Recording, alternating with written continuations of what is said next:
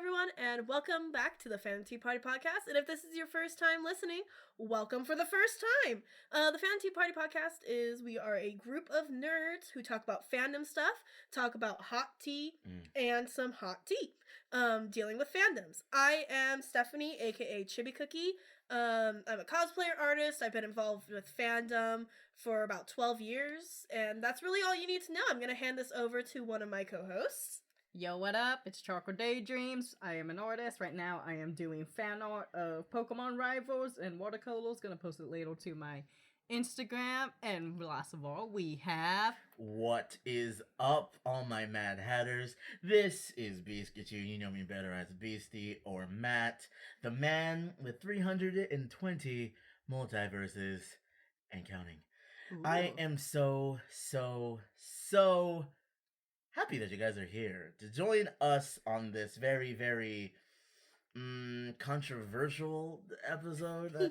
I guess we'll get more into that later because there's quite a bit this time to talk about. But before we do any of that, ladies and gentlemen, we'll be sipping. Alright, so the first thing that we are going to be sipping on is Yandere Simulator, and we're going to also be talking about the developer, who is often known as Yandere Dev.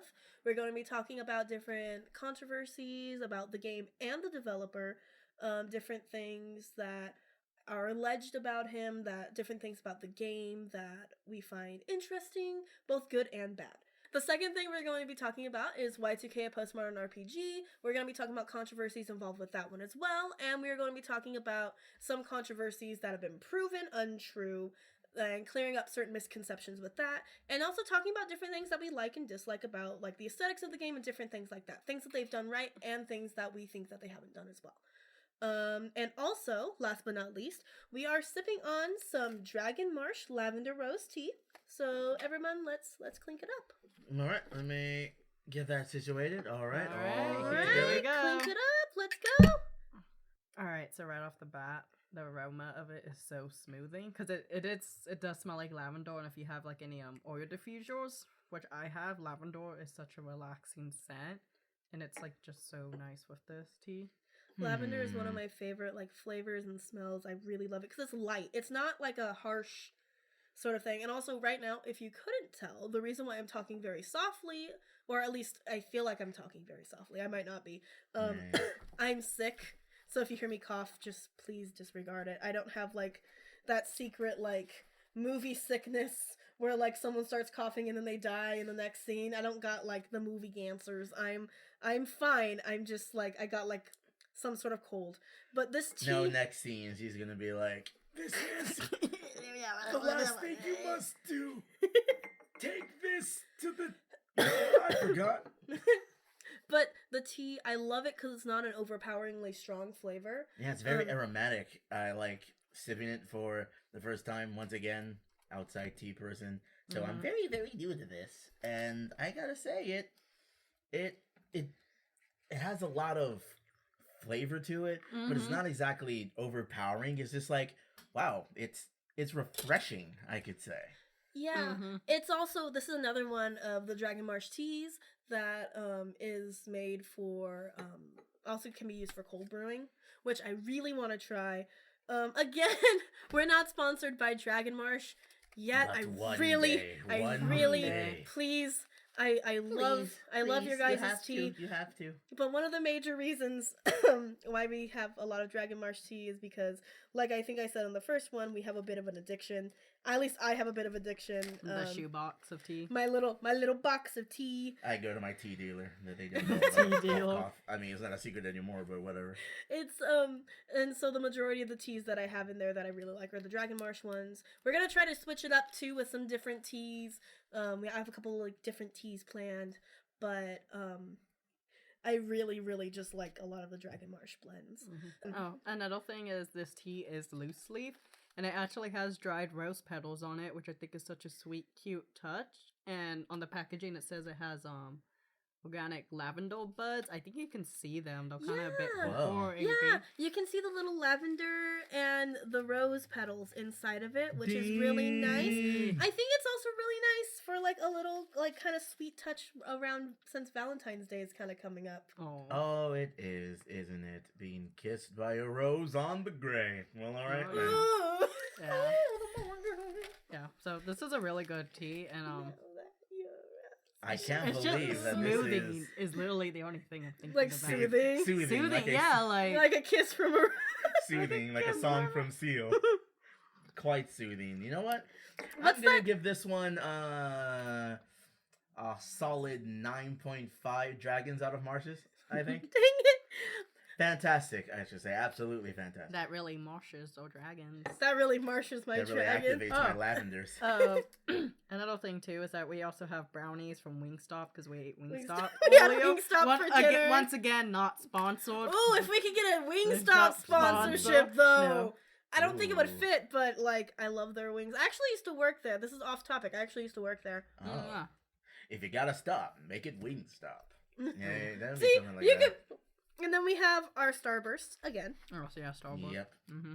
Getting the orange ones out of the way. A little continuation, a little from the last one. You know what I mean? Mhm. you know the wink. You felt it. You can't see it, but you felt it. I just I know you ate did. the brownie and the tea, and it's It's pretty so good. like I don't know why. It's like I just had like a really rough day today earlier, and it's just really smoothie and warm. It's really comfortable. No, I'm glad it's super and comforting. being with friends. Aww. Aww. Well, I was think- going to talk and then I put brownie in my mouth. So continue. yay. Okay, I can do that. I think it's time to get into the first batch of tea here, and I think it is very, very crucial and critical that we do put a little ding right here, a little warning sign. Some of this stuff does tend to get deep. There may be deeper materials here than it was last time. So if you are if you're sensitive to things such as violence or I guess social or political pieces or stories that don't make sense and just droning on and on, this might not be the section for you. Yeah, especially the controversy and the evidence that at least we gathered. It does have really strong sexual themes and violence. There was mention of like Mordor and stuff like that. It's just really It gets really heavy. We will censor ourselves accordingly, because also YouTube. But you will hopefully get the inferences, but it is going to be very deep. Just giving you time to either prepare or skip ahead. I'm not sure how you're gonna handle that, but we're gonna give you your time, and I think we're good. Another thing that I did want to address is we are going to be talking about real life people and different events involving real life people, both with the developers and other events that are referenced within certain games and different things like that. And one of the main things that I want to press is with the developers and with different things that we're talking about, please do not bully these people. They have actually, both developers that we're talking about have been through a lot with like being set threats and different things like that. And we do not condone anything like that, even any sort of like harassment or bullying, even in the slightest. And even with the things that they may have done allegedly or not, we're not taking any sides pro or cons against them. We are just giving you the tea. Mm-hmm. There's lots of information. Once again, warning if you look all of that stuff up, but just a little warning. I also want to mention that we may react in like a negative way, or like it might show that we do have opinions ourselves, but those opinions are not, I guess, not meant to be taken serious, but like just note that a lot of it's hyperbolic, but it's not like we're trying to change your opinions. It's simply ours. Yeah, and whatever you have as an opinion, that's great. You have those. I will always encourage research and looking into these things. It is a rabbit hole, though, so be very careful. Yeah. Another thing too is we're, at least for me, I'm going to try to be as objective as possible with certain things. I may give my opinion but I will always state that it's my opinion, or at least try to remember to say when certain things are my opinion and when certain things are objective fact, or at least when there's like certain things presented as being like almost like an objective look versus like my subjective look. And so I think we're all going to try to make sure that once again, we are going to be talking about sensitive topics, so if it's something you don't want to listen to, you can always we'll give a timestamp of when it is safe, or you can just stop listening to the podcast. Remember, your mental health is important. Yes, we also will be touching on a couple of instances talking about specific mental health related things, and so if you don't want to risk anything being sort of like a mental health trigger, take care of yourself. Your mental health is more important than listening to a podcast. Yeah, definitely. Always take care of yourself. And once again, we will be talking about real life stuff as real world topics, so just be wary of that as well. Yeah, and on the YouTube video, we will be putting a timestamp of when you can skip to on the screen. For other instances, I think we will be able to put it in like the description of the episode, or at least we will try to. I'll see with our tech guy. All right. The first thing on the menu is, of course, Yandere Simulator. Yandere Simulator, yeah. And to talk about this game first, I think I'll just start it off because I think mine will be the most hyperbolic, almost at vitriolic. No. Yeah. Automatic, hypnotic, funky, fresh. Also want to mention, I think Matt as well. Sorry. I think both of us have been following in Yandere Dev, Yandere Simulator since it first began on that video posted on Tumblr. So we have been there since the beginning. I actually subscribed to Yandere Dev and watched all his videos. Exposed to it through Markiplier, actually. So Same here. I was actually back in the day. I have a little bit of a side note of a story. I got into it because my cousin would watch Markiplier videos to fall asleep, and then she would watch Yandere Dev videos to fall asleep, which is a very weird thing to fall asleep to when you're spending the night at someone's house. Yeah. And then you wake up in the middle of the night to like Markiplier screaming. Yeah, probably about Fatal Frame or something. So yeah, Yandere Simulator. It's a game in which you are a yandere. You have your high school love interest, and it is your job to eliminate the competition in order to get close to your lover's heart and probably take it. All right. As a side note, yandere, what is the exact term of yandere? Yandere, it's actually a fusion of two different words. Correct me if I'm wrong. Hold on, I'll look it up really quick. Oh wait. Yeah, so through different you essentially establish dominance, weirdly to say, through different means, but all of it is dispatching your rivals once again in order possessive to love. So yandere is a mixture of two words, which is yanderu, which means sick, and dere, which is being loving. Good, I didn't want to sick mess love, that up. because that's the other game for Yandere Simulator. So it's to the point where you love based on the archetype, you love someone so much, this character will then become more unhinged and possessive as the story progresses, and it may even end to the dispatching of the main love interest should the story progress that way.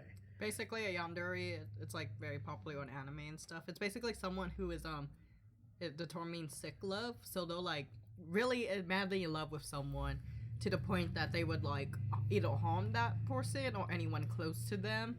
And I guess you can think of it as a mental illness, because they're all really badly affected, but they're also considered violent and psychotic, and they might even have like a sweet personality where they're nice and stuff, but then the sick one, well, they're basically immortal. It kind of like, ironically, bleeds into both sides of this character. You may have recognized these characters from things like Future Diary, Yumeniki, Future Diary is the most popular.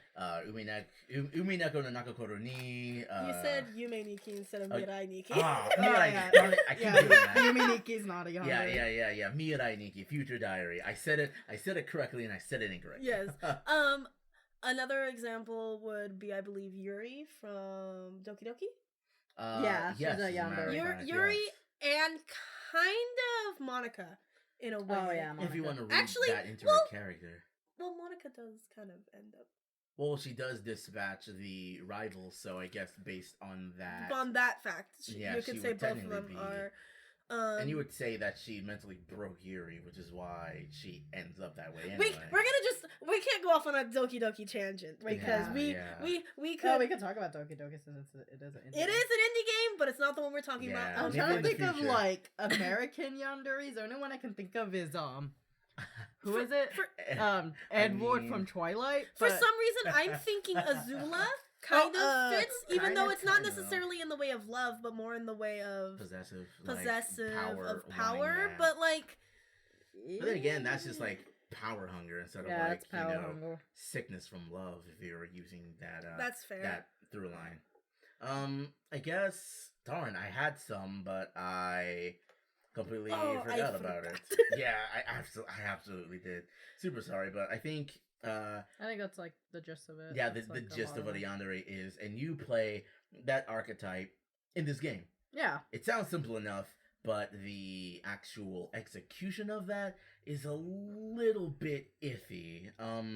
To start, the story seems cluttered, more bloated than it has to be. Yeah.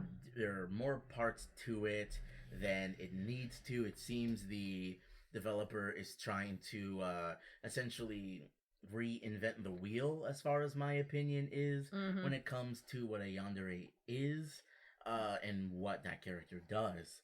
For instance, like the whole club thing. Now, not sure if there's a screenshot I have of this, but he has essentially gone on to say the reason why it's so intricate is that he's essentially combining pieces of Hitman and Persona together. Mm-hmm. And those games by themselves are intricately in-depth and woven in completely different ways. If he is to make something that is of these two things, it's way too scattered and not focused and in-depth like any of these two games are. So that is where me personally, it seems kind of the main gist of what you're doing is lost, and from a storytelling standpoint, it's way too much to do. It's simple. Sure, you could play with the trope a little bit. Maybe is it? I should know this. Flanderize a bit. Kind of skirt the line. Maybe do a little limbo dance. Limbo from what is the actual story and parody. Just just go under that fine line. But it doesn't really do that. I guess what I'm trying to say is, as a game, it's lacking polish, and honestly, that when it comes to the game polish, you can't really separate this game a lot from its developer. This game has been in the works for, oh my goodness, Almost what was it? 10 years. Almost 10 years? Is Probably. it really almost 10 years? I think the first video was released in, I believe, 2011. God, I feel old. Some people say 9, but I don't think it's so. I believe it was the first video, which was just the main character of Yandere Simulator is Ayano, and she has her hair tied up in a black ponytail. She wears a standard Japanese sailor school uniform, and the first video it was just her running around stabbing other girls who look like her with like different colored hair. Yeah, from certain assets that we won't say. Yeah, but basically this game has been in development. I want to say it's almost going to be a decade. Yeah, from where these sources that I've personally have gotten it has been more than 6 years. Especially if we're talking from my sources in the videos I watch, like Thafnine, shout out to Thafnine, THAFNINE. But there's a lot of technical limitations and just this myopicness, I guess, if that's a word, that really holds this game back from the select solid thing it needs to be. And if he could just focus on that, it could be a decent game. But he seems he's far too distracted with other things around the game to actually focus on the game, which is a lot of contention for half of the people. A lot more tends to be, I guess, more based on an argument nature. I guess what I'm trying to say with that is he's fighting a lot of people, and the more people he fights with in making this game, the game doesn't get made, and if the game doesn't get made, more people lose their patience, and it is actually a self-fulfilling prophecy. It's a circle that feeds into itself. Okay, so Yandere Simulator, it's there's not a game demo for it. It's considered a sandbox game because it's still in development. Yeah. He first came up with the idea on 4chan on April 2014. So around So that year. 6 years. Yeah, 6 years. About 6 years. 6 years. So we were off a little bit, but one of the things too is currently the game is not a fully fleshed out game yet. It's more of like a sandbox demo type thing with debug features. Mm-hmm. I think that's an interesting way to present a game that's not fully finished yet and still keep people's interest in it. Yeah. Yeah, kind of like a proof of concept, as it were. Like, this is how it would run and the basis of how it would look. And it's the core concept that people could then back, which they did initially. Mm-hmm. And I love the initial concept of being something so simple. I think, too, like, the usage of tropes within it, because I kind of like the fact that almost all the other rivals, which we'll get into rivals in a little bit, almost all the rivals are based off of another trope, which I think is also fun. And I was playing a little bit of the demo before I have a trackpad on my laptop, and I was having a lot of issues with the camera because of it. Also, for some reason, the frame rate was really low, and I'm not sure if it's because I had the graphics setting too high or if it's just like something with the game. Yeah, the way that it's running, it's running. I'm not sure. Issue. I'm not sure what it is, and it was only when like other NPCs popped up, like in the school area when there was like 50 NPCs walking, and it was crawling. I do have to like praise him though for staying dedicated to a project for this long. Yeah. That's one thing that I'm like, you are sticking with it. I want him to be able to see it to completion and not give up on it. Not give up, and also like make it where it's like an actually like solidly good game, and not get too complete.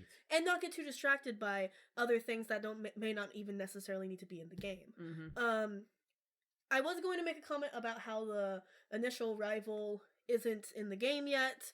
But according to an update he released, he's finally finished with Osana, and she's gonna be being entered into the game, hopefully into the sandbox mode, so that you can like try her out. I think that like at least try killing her. I don't know. Right, that's such a weird way to say it. Yeah, we can try killing her. No. Wow, that's awful. So I just want to say, because with just to give a quick summary of like Yandere Dev.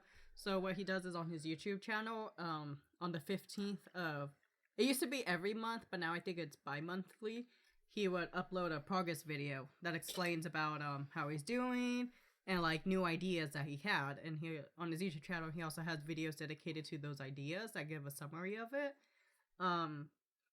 And basically, like right now in his recent video, January 2020, he talks about Osana, which is one of the Force rivals. So with his video game, the way he was going on about it was that he originally, he just codes it and stuff, and he has a Patreon. But he said that he doesn't want to start a Kickstarter until he can release and publish the Force demo of it, which is going to have the Force rival Osana and how you have to eliminate her. The way the game plays out is you play as a Yandere Simulator, and every week for the course of 10 weeks, you have a new rival that you have to eliminate, because on the Friday of that week, I'm pretty sure it's Friday. I'm sure it's Friday. Yeah. At Friday, at 5 p.m., she will confess to your senpai, your love interest, under the great cherry blossom tree that they have in the schoolyard. And you basically have to stop that from happening. Different ways you can do it is that you can kill your rival, you can make your rival fall in love with someone else, or you can make senpai hate your rival. And once again, with how Yandere Dev says he wants it to be. He wants Osana, the force rival, to be completely functional, have all the different eliminations ready for her, and all the what's the word? I guess barriers to prevent you from stopping. Because again, even though this game is cheerful-ish as just because of the aesthetic and it is a dark game, he does want it to be hard. It's a stealth game. It's a stealth action psychological game because there's also psychological stuff you can do in the game. Yeah, depending on, I guess. Basically on the different elimination method that you choose, there's a ton of them. So he made sure to do everything, physical and emotionally, physically, psychologically different ways to kill your rival. And the whole controversy that I guess started with the game is that it was taking too long. Yeah, that's ultimately, I would say, the crux of a lot of things about Yandere Simulator, is that it is taking far too long. And I saw this comment on a YouTube video I was watching about this recently, I think it was Kapakaizu actually, that it is profiting him more to never release it than it is to release it. Because, he's still getting backers waiting. He's still getting, at that point, $5,000 a month, which, if I were to do the math, at that point in time, he would have been receiving $360,000. And which is a lot. I'm not going to get into what I or anyone could buy with that amount of money, but you would think it would be a complete game, at least at this point, but he is trying to code different things, and just the way that he's coding is not efficient for what he's doing, because it's a bunch of, and I really wish Sean the sound guy were here, he would have went in on this, but he's running everything on if-thens, and then he runs... if-else, and those have to run individually on each character, and it's sets upon sets upon sets of these, and then you multiply that all across, and it will tank whatever you're trying to run it on. I believe it's on JavaScript. Is that it? JavaScript? Okay. So I picked up a little bit from what Sean was talking about with this thing. Unity, which is the game, the engine that it's being run on, is particularly an engine that runs on C script. I believe C+, specifically. I'm not a programmer. I'm not a coder. I don't know much about, except for the stuff that I've heard from my brother who has worked on code. And he's running it in Java, or JavaScript, which is not necessarily compatible, because if I remember correctly, one of them is an object-oriented and the other one is not. Okay. And so there's different compatibility issues there, as well as with the if-else statements. It runs... there's an easier way to do it so that it doesn't have to check, because if-else... switch, essentially. Yeah, a switch statement, because if-else statements, you have to check every single possibility through it, so you can have 20 different scenarios within a thing, and so if-else statements check for that scenario every single frame about it. It has to run through all 20 of them to see if any of them match every single time.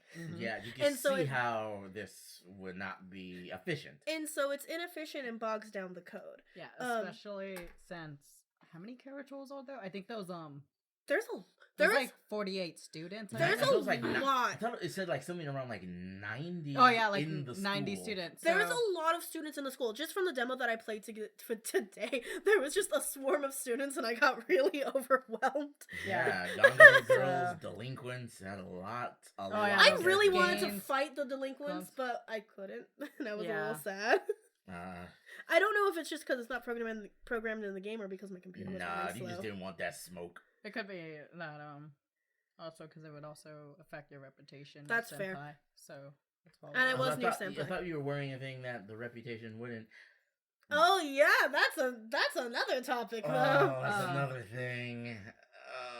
Yeah, we're gonna have to explain the gameplay and all that. Well, one of the things that I guess we'll touch on it in a second. Alright, let's talk about the coding though. Yeah. we'll stay on that, and then there's a lot we gotta get to. So, the way that it runs and how many times it has to run it, he and him being Yandere Dev, he works specifically in these statements, but there are once again more efficient ways to do it, but he isn't really taking that to heart in the criticism, and there's been a lot of criticisms over the span of this long frozen development of this game that he's received, that he's brushed off, especially from notable people. And a few things, again, we're not personally attacking Yandere Dev for this. We are just stating issues that we have seen or that other people have pointed out that we agree with or different things like that. Again, this isn't a personal attack. And it's also another thing that's fairly decently easily fixable. Very easy. Very easy. That I do want to mention. Yandere Dev, he is working by himself. He is working on all the coding of it. Most of the art for his videos, like the thumbnails and some of the designs, are drawn by artists, volunteers, and I think someone also helps him with the 3D assets. I'm not entirely too sure, but everything, the coding is left to Yandere Dev. And since it's an indie game, I'm pretty sure all of you are wondering why hasn't he gotten help with the coding, another programmer to hop on.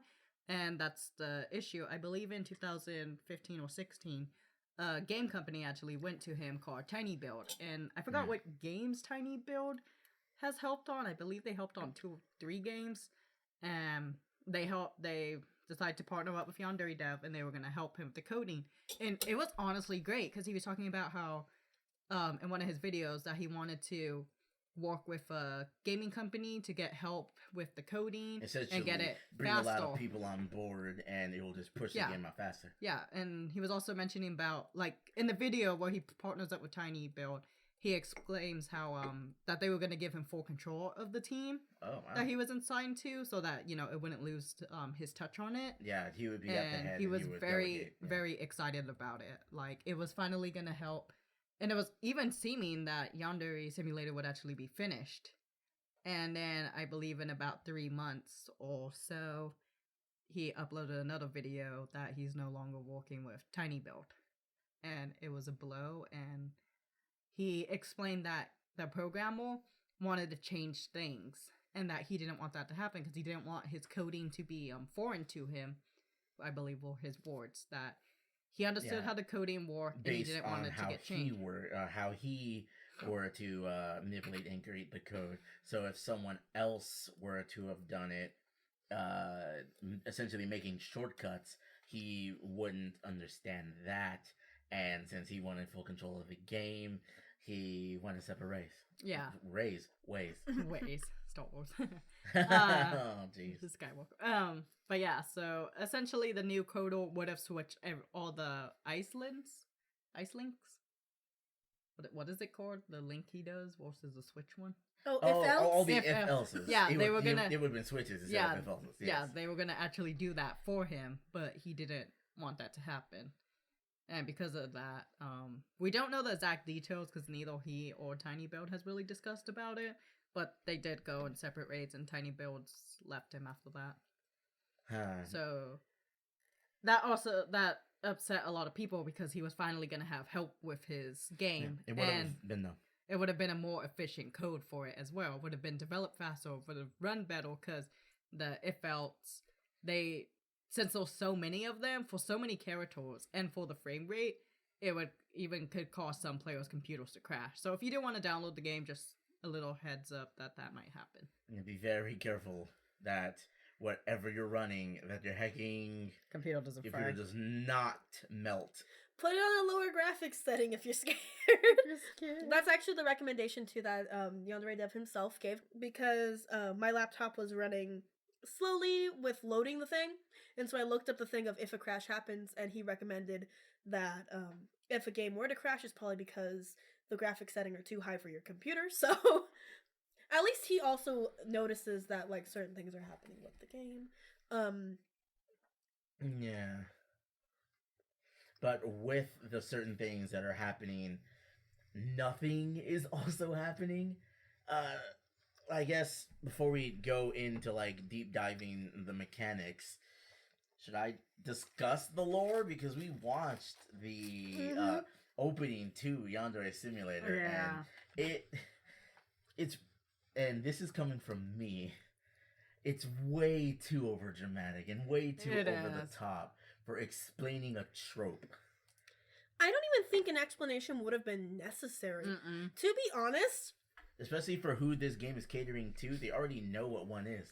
I think, honestly, an easy way to do the story is to literally put the definition of what a yandere is, show her meeting her senpai, and then that's it. And then we're off. Like, you can even keep that cool cutscene where... Wow, it's gonna sound weird that I'm saying this is a cool cutscene. The cutscene where she has, like, the mental, like, image of all of the rivals dead. Oh, okay. Okay. Yeah, I understand now what you like. Alright, so... It's a good thing I am sitting over here. So, basically, because the cutscene was released a couple of years after, but basically the whole gist of the game was, you're a yandere. That's basically it. Very straightforward. Then I believe in 2017 or 18, Yandere Dev, in one of his videos before the intro cutscene, he explains the story of it. And basically the story is Ayano, the teenage girl, because originally in his plans, he was going to make it that her mom was a yandere. So you could say it's a genetics thing or whatever. Or like her mom influenced her. I guess you could infer from that. Instead, from what was displayed. He explained that in the, I forgot their last name, in their family, the matriarchs have a yandere gene basically that gets passed down. Every female born in that in their generations. And then he took it further that Ayano herself, the teenage girl, does not have any emotions whatsoever. Like, she fakes all of it. Yeah, she fakes all of it because she just doesn't feel emotions. And her mom, throughout her childhood, explains that, oh, you're gonna get emotions when you basically meet the person who will change your life, your love.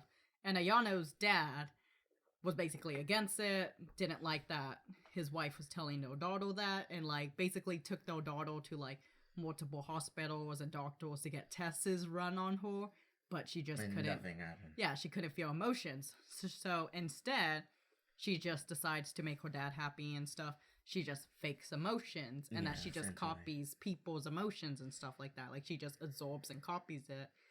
And I understand what he was going for it, but it's just not bad. I guess it is bad writing, but it's unnecessary. Not bad. It's just overcomplicating and really unnecessary. Yes, I understand you want to have your character stand out and be unique. That's what I want, or I could say that's what I used to want since Junpei's alive. But no. So yeah. Do make your characters unique, but if your tagline of your story is Yandere Simulator, not to use box imagery, but you're really putting yourself in a box in this whole sandbox thing. There was a lot you could do inside it if you know which parts to play up, but I wouldn't have gone personally with such an explanation.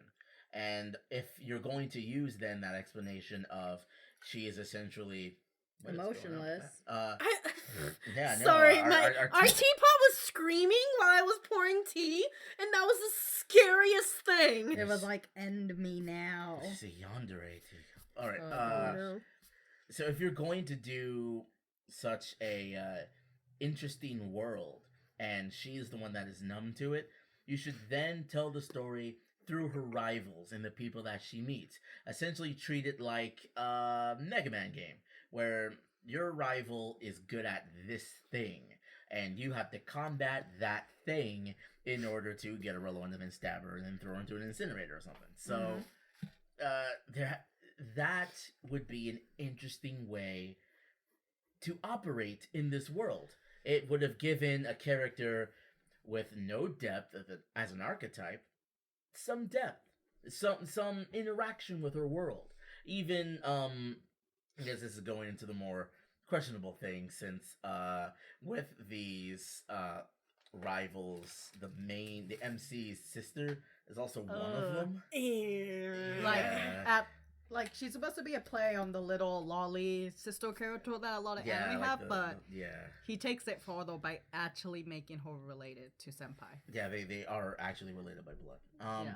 But what you could do with that is you understand that that is his little sister.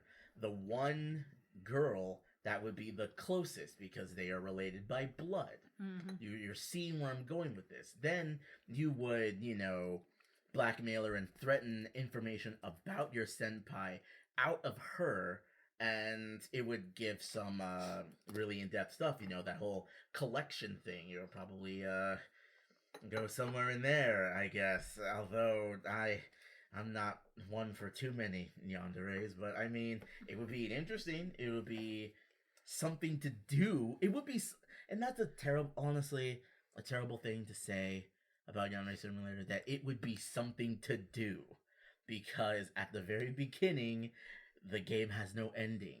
After how long? Not even a mock ending? No, there were There stuff is? he entered. Yeah, you can blackmail the rivals. Because That's at a the beginning of the game that There's we no played, there's no ending yet. Oh, still. there isn't. No, but he basically for the endings he planned, there was the good ending, the bad ending, and it's also what you do to your rivals affects senpai. For example, if you kill your rivals, how should I explain this better?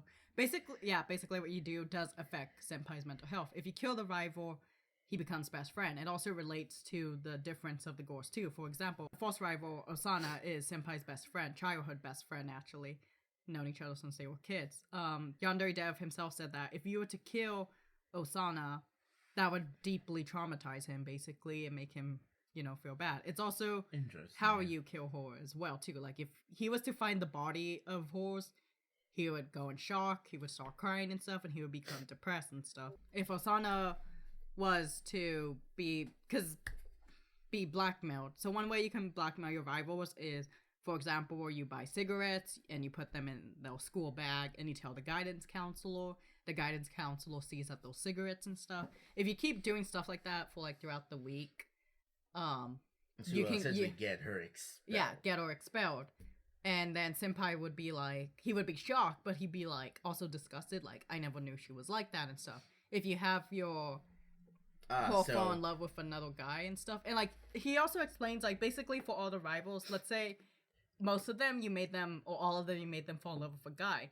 When Ayano finally confesses to senpai, he will think that, oh, she's just gonna leave me for some other guy. If you were to kill all your rivals and confess to senpai would be like, no, I'm bad luck, you shouldn't be near me and stuff. So basically senpai's mental health is a very important thing in this game. And what makes it into an issue is about Yano as a yandere. She's a yandere, but she's not really dairy sweet. Every time she gets close to senpai, she freezes and gets all blushing. Peak and everything, but that's also too creepy. Yeah, creepy, but also a detriment to the character. You don't really get to see the two halves of her interact, because you're definitely not the good guy in playing this game. It would be interesting to see that. I would guess it would be conflicting, because you could see the sweetness in her, but she's also really messed up in the head. No, senpai also doesn't really see sweetness in her, because if you get too close to him and you stand close and, screen turns pink, Ayana becomes really shy because she's near her senpai, he's going to call her a creep and think that she's weird. Yeah, and that would be it. It's over. And that would be heartbroken ending. Game over. And then... what else was I gonna say? Another thing, the only, I guess, sweet part of senpai is you can buy him gifts and give it to him anonymously, so that at the end of the game, if you were to say that I was the one that gave you the gifts, he would view your character as a guardian angel. That's actually in I believe the November 2019 update video he released. He talks about it. And it's basically, he has a lot of good ideas. He really does, but it's he doesn't take them out of proportion, but it's just way too much for your character to handle. For one person to do all of this, it would be way too much. Because the rivals, you can kill the rivals, but there is the student council who are basically watchdogs. They're all like witnesses everywhere. It is a stealth game. And then all the rivals, he revealed, have like a secret bodyguard. For example, Osana, she has her best friend Rubia, I believe, who is by her side 24/7 basically. So all the rivals have different bodyguards and stuff. And that's another thing you have to watch out. Another thing is your reputation. Basically, you have a scale. If it's in the dark, it means your reputation is down. Rumors might spread about you. And if you get your reputation to 0, Senpai will automatically just view you as a delinquent and not want to be with you. So that's a game over. And if you get it high, you know, NPCs will most likely do favors for you. They will listen to you and stuff like that, basically. Burning hot take. For a character that is Yandere, would that matter? Because only one person would matter.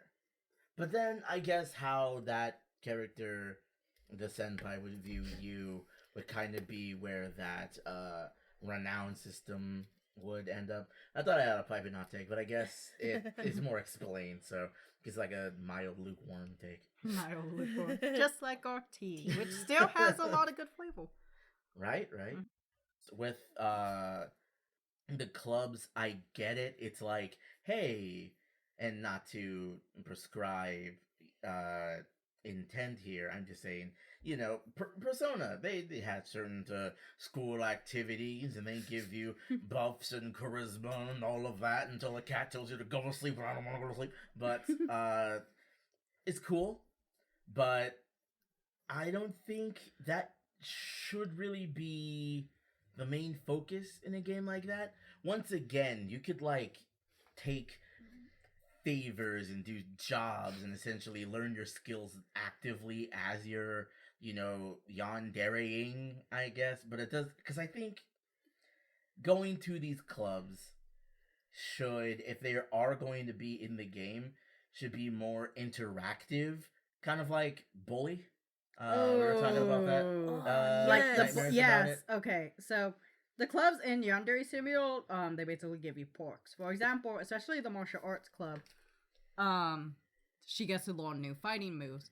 Cooking class, you can basically carry a sharp object, and people are like, "Oh, you're a cooking class." Painting club, you can wear an apron and have blood splatter. But that's paint. Yeah, and they all have like their own different perks. I think, although gaming and the karate club, I think, share the same thing, because like she looks at the fighting game characters and she learns the skills that way. But then why would you need the karate club, which does the same thing? I think karate club also does strength, but the gaming one, because there's also romance games that she can play to seduce better. Even though I think manga also does that as well. Yeah, there's like a lot of stuff, but I don't think the fighting games, except for probably the karate one, is like a mini game. I think there's also you can avoid getting apprehended if you do a quick fighting game, basically, or button mashing. Some sort of QTE, basically. Yeah, there's like a lot of planning you have to go do this, because once again, you have to eliminate your rival, those witnesses. You could join a club, but the problem is once you leave that club, you can't join it again. So you have to like choose wisely. Yeah, so it's essentially you're insta-locked into this choice, and if you dislike it later, well, you're stuck. Well, it's more like you use that club for whatever benefit it had, so you can use it for the week. I see. So so for the week, you belong then to this club until everything is over. But the thing about Bully, though, you mentioned, though, besides the clubs and all that, remember, this is a school environment. Classes.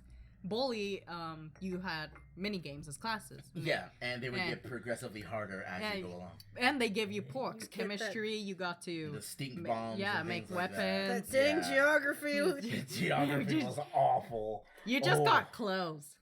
For the geography. Well, also, I'm really bad at geography, so, like... Yeah. I couldn't find the USA on the map if you pointed me to it.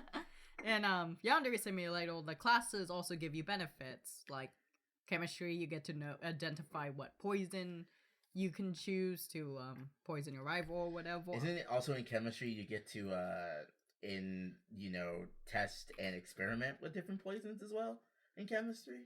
Yeah, but I don't think it's a mini game. I think you just, because you get, I believe, 5 points go to class and you get to use those points for whatever category you want. Oh. And I really doubt Yandere Dev is it. As much as I would love the mini class, like the classes to be mini games and stuff, I feel like that's just again gonna be another way longer task. Because he would have to figure out the mini games and then programming them and then making it difficult. And then with all the isolinks or whatever, it's like it's gonna delay the demo longer, and it's already been delayed too much. Yeah, but to get to the demo here, you have to understand to the demo. One thing I do have to say, and this is for if Yandere Dev is listening, please reach out and get help from other people to help you along with the coding specifically. yeah, You do not have to do this game by yourself. There is a way. There are people who would be more than willing to help you out. mm-hmm. I know that for a fact, and More so than you think.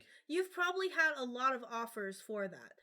But seriously, like, reach out to someone who can help you out. Reach out to someone who's not gonna, like, condescendingly, like, tell you what you need to do. Just reach out to someone that's gonna, like, assist you and help you out, and be willing to take and accept that help and accept criticism. It's not saying that your game is bad.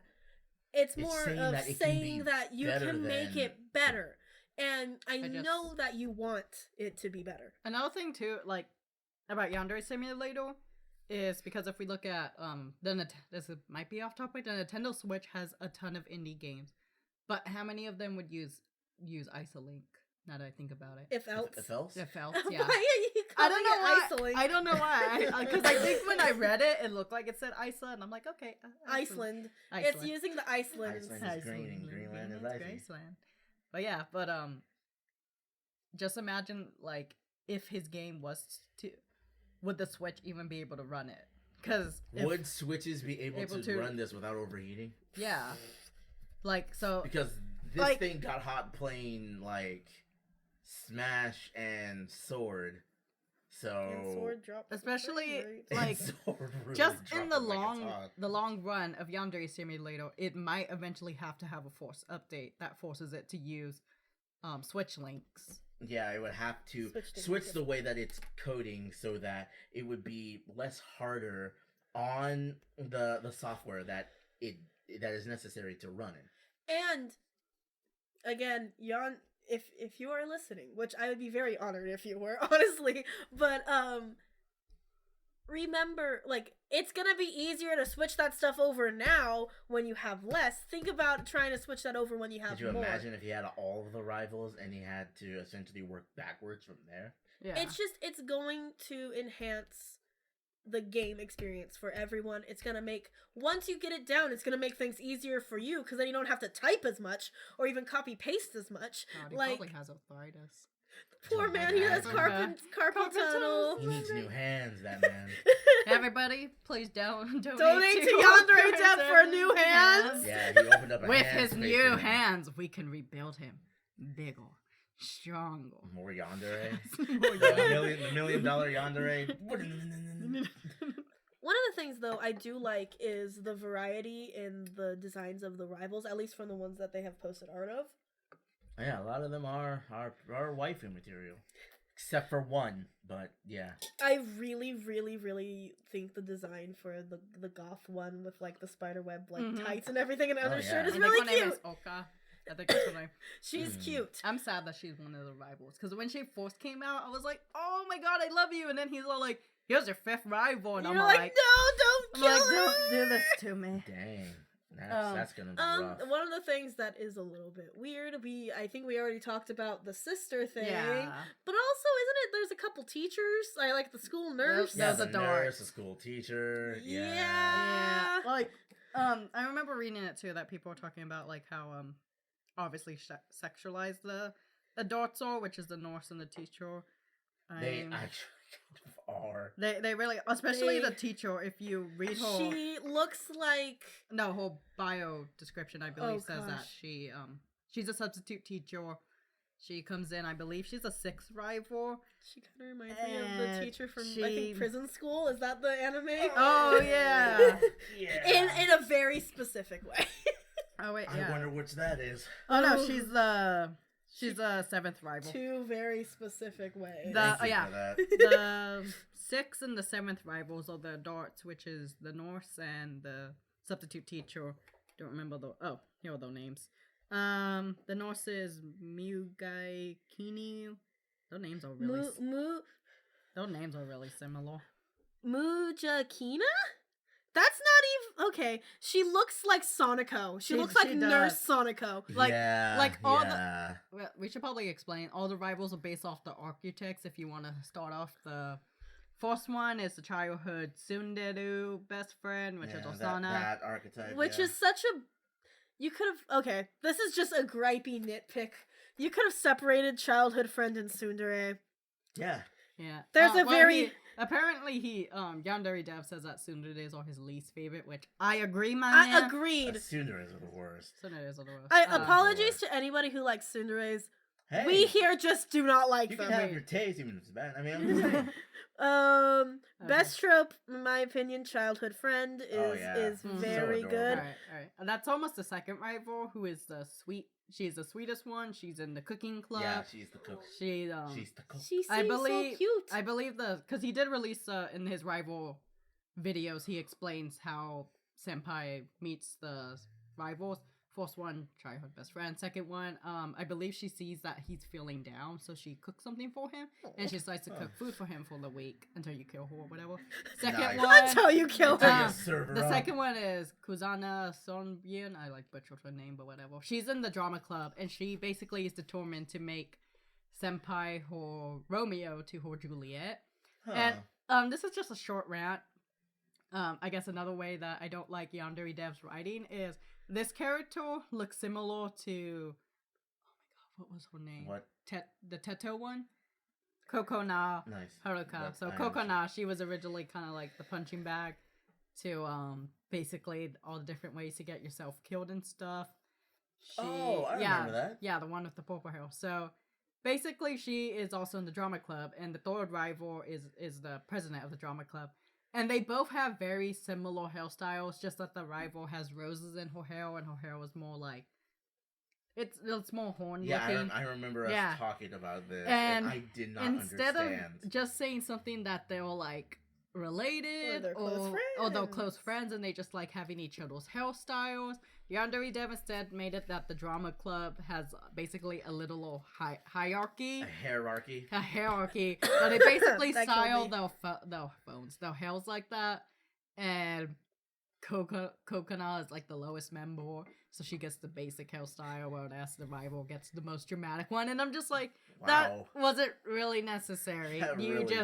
You could have just said they were best friends, or that it's just a coincidence, or that one of them stole the other one's hairstyle. And they never went back because they're friends. The end. Yeah. Well, she's the leader of drama club, so she can do whatever she wants. She's the leader of the bunch. Yeah, you so know she's her well. Yeah. It's finally back.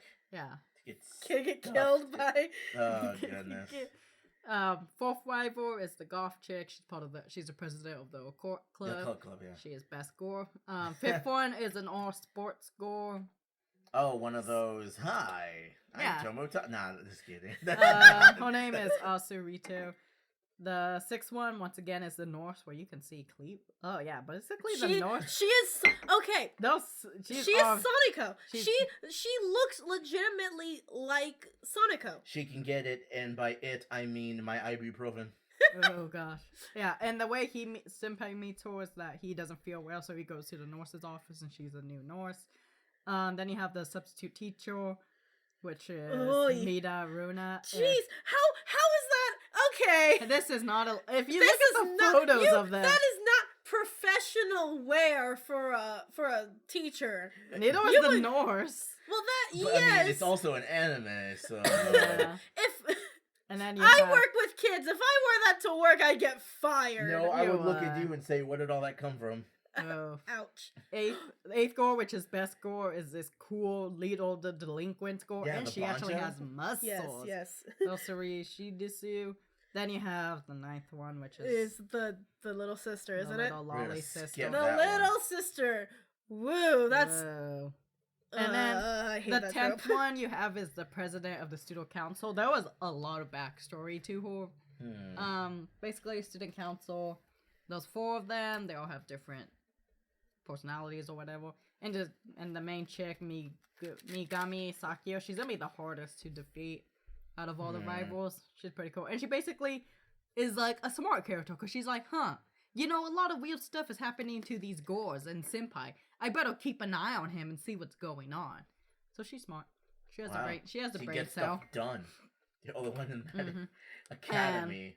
I believe, Steph, you mentioned about how all the characters are 18. Yes, all the characters. There's a disclaimer on the screen when you open up that's like all characters are over 18, even if otherwise stated, which I think is such a weird thing. Yeah, like, why say that? It's a weird phrasing because it doesn't make it seem like even if other people are saying otherwise, it more makes it seem like even if I state elsewhere in the canon, or even if I say it, or it says elsewhere in the game, is almost how it makes it seem. And I'm like, that just seems... It just seems like one of those CYA things for depravity, you know what I mean? Pretty convenient. Yeah, it does seem like you said, like a CYA move. Yeah, and then, so would that also make the younger sister, like, his twin? Because that kind of makes it even worse. Yeah, that makes it worse. Well, that's even worse. Things are getting zygotic in here. Oh, man. Matt, you going to jail? Matt, you're going go back. It can't hold me. But I think this is a perfect time to transition into different controversies that have been involved with the dev himself. Yeah, which makes getting people together on this, in my personal opinion, a little bit more difficult. Mm-hmm. I mean, where do we even begin? All right. Well, I think one of the things that we could start with, since it was already brought up with the characters being all 18 plus, which it seems like he's covering himself because of different things that have been mentioned about the characters. Mainly one being since Senpai is a student with older female love interests. And also, and it's explicitly stated that it's a high school, correct? Mm-hmm. Yes, and there's also the fact that the characters are being featured in an adult game. So that's another thing, and so it does feel like he's just covering for himself to avoid any sort of controversy. Like, no, you can't say that because look, I have a thing. Yeah. Like they're adults. Like, if you can always have stuff like this within media without condoning it. I think that's always a possibility. You can always say, hey, yes, there's an adult that has a crush on this teenager and it's completely creepy. And like, you can just go with that thing and say, yes, this is explicitly something creepy, but it's also a trope within media, or this is extremely creepy, yes, but we're going to comment on how creepy it is and things like that. There's ways to handle things within media that you yourself seem morally reprehensible, or things that are objectively morally reprehensible. Especially since this game is obviously influenced by anime. There is a handful that already does have student-teacher relations. Yeah, there's quite a few. It's a trope. Yeah, it's a very uncomfortable trope, but it's a trope. For a reason. Mm-hmm. So it does. Some of which has scarred me. Oh no. Please continue. But I think a little bit of an issue that I've seen with how Yandere Dev handles certain things is, I think that it's smart of him to bring up the topics. Like major controversies, he does answer on his page about controversies on his website. Mm-hmm. But I think there's two downfalls. One, there's the downfall of it bringing controversies to light that people may not have known about, and possibly adding more fuel to the fire. Yeah. As well as, I think there needs to be a level of almost like owning up to very specific things, which I do like the fact that there are some of his where he'll pose a thing that like, oh, this was said about me, and then he'll say, yes, this happened, and then he'll try to explain it. One of the things that he mentions is about a situation in which he snapped. They told someone to go commit scooter ankle. Yeah. In the easiest way to put this without YouTube striking us with the snap. Or anything like that. And he admits that he did that he did that because he snapped after being subjected to bullying from a specific person. But then in the end, he admits that the person that he told that, he accidentally told someone who wasn't someone bullying him. And I feel like it's a big misleading thing to say in the beginning that you did this because someone was bullying you, but then you admit towards the end that the person that you told that you didn't realize was the person that wasn't even bullying you. Mm-hmm. Yeah, so you actually got the wrong person and still didn't apologize, right? Which I think one of the things about it would be, like, it'd be better if he was just like, yes, I did it, and it was to someone that I wasn't intending to say it to, and it was a mistake. I think Let's not forget an apology. And especially an apology. I think that presenting it in a way that doesn't make it seem like you're trying to mislead people, which is another controversy that he's got into about trying to almost manipulate his audience by using a female character in a video about him being bullied. It almost seems as if that existed entirely to garner sympathy. Mm-hmm. Which he says that he wasn't necessarily doing it to manipulate, but rather so that the audience can put themselves in his shoes, since his audience by analytics is mostly female. But when you put it that way, it's almost like you're saying I wasn't manipulating them because I was manipulating them. I see what you mean. Yeah. So I think there's a better way to go about addressing And that. try to pull at people's heartstrings, because he has been known to essentially emotionally bait his backers, especially with one of the things that the Game Sleuth went on a rant about, and it's essentially he, how do I say this? This is really... And again, most of the stuff is more like alleged or things like that people are saying. We don't want to seem like we're attacking Yandere Dev himself. Yeah, so still with the whole alleged thing of baiting using a very, very touchy topic like suicide, it's he can say that he's not, but then why would he do such a thing? You know, I'm just trying to right up the middle here as much as I can with all of this. Just plus, these are also the same backers that are also losing faith because of the amount of time, once again, the game is taking. So people lose their patience, and when they go off on him for different things, and then he takes his time to combat those things instead of continuing to work on the game. Did I mention the circle? The circle is going to be a pretty big deal, especially with these allegations and what hidden meanings behind different things, especially with him in his social life. It's really piling up, even up to his emails, which he admits to checking between 8 to 12 hours a day. Yeah, I believe so. I thought it was like between 6 to 8, which is a lot. I think it's still a lot. Yandere Dev could get away with more of even just dedicating a specific day of the week to look at and respond to emails, or even... Or, I mean, I'm not sure how he would be okay with this, but getting someone to void his emails, he would still keep his focus, yeah? He does mention that. Oh, he actually does. He has someone now? Or he was looking into that. No, he said that he doesn't want to do that because he's afraid of that person would either leak stuff out, say spoilers, or mostly just spoil stuff. Like, he's afraid that they're gonna accidentally leak some stuff about the game. Then, or that they would tell some secrets of his. Then he's really gonna have to go back into managing his time.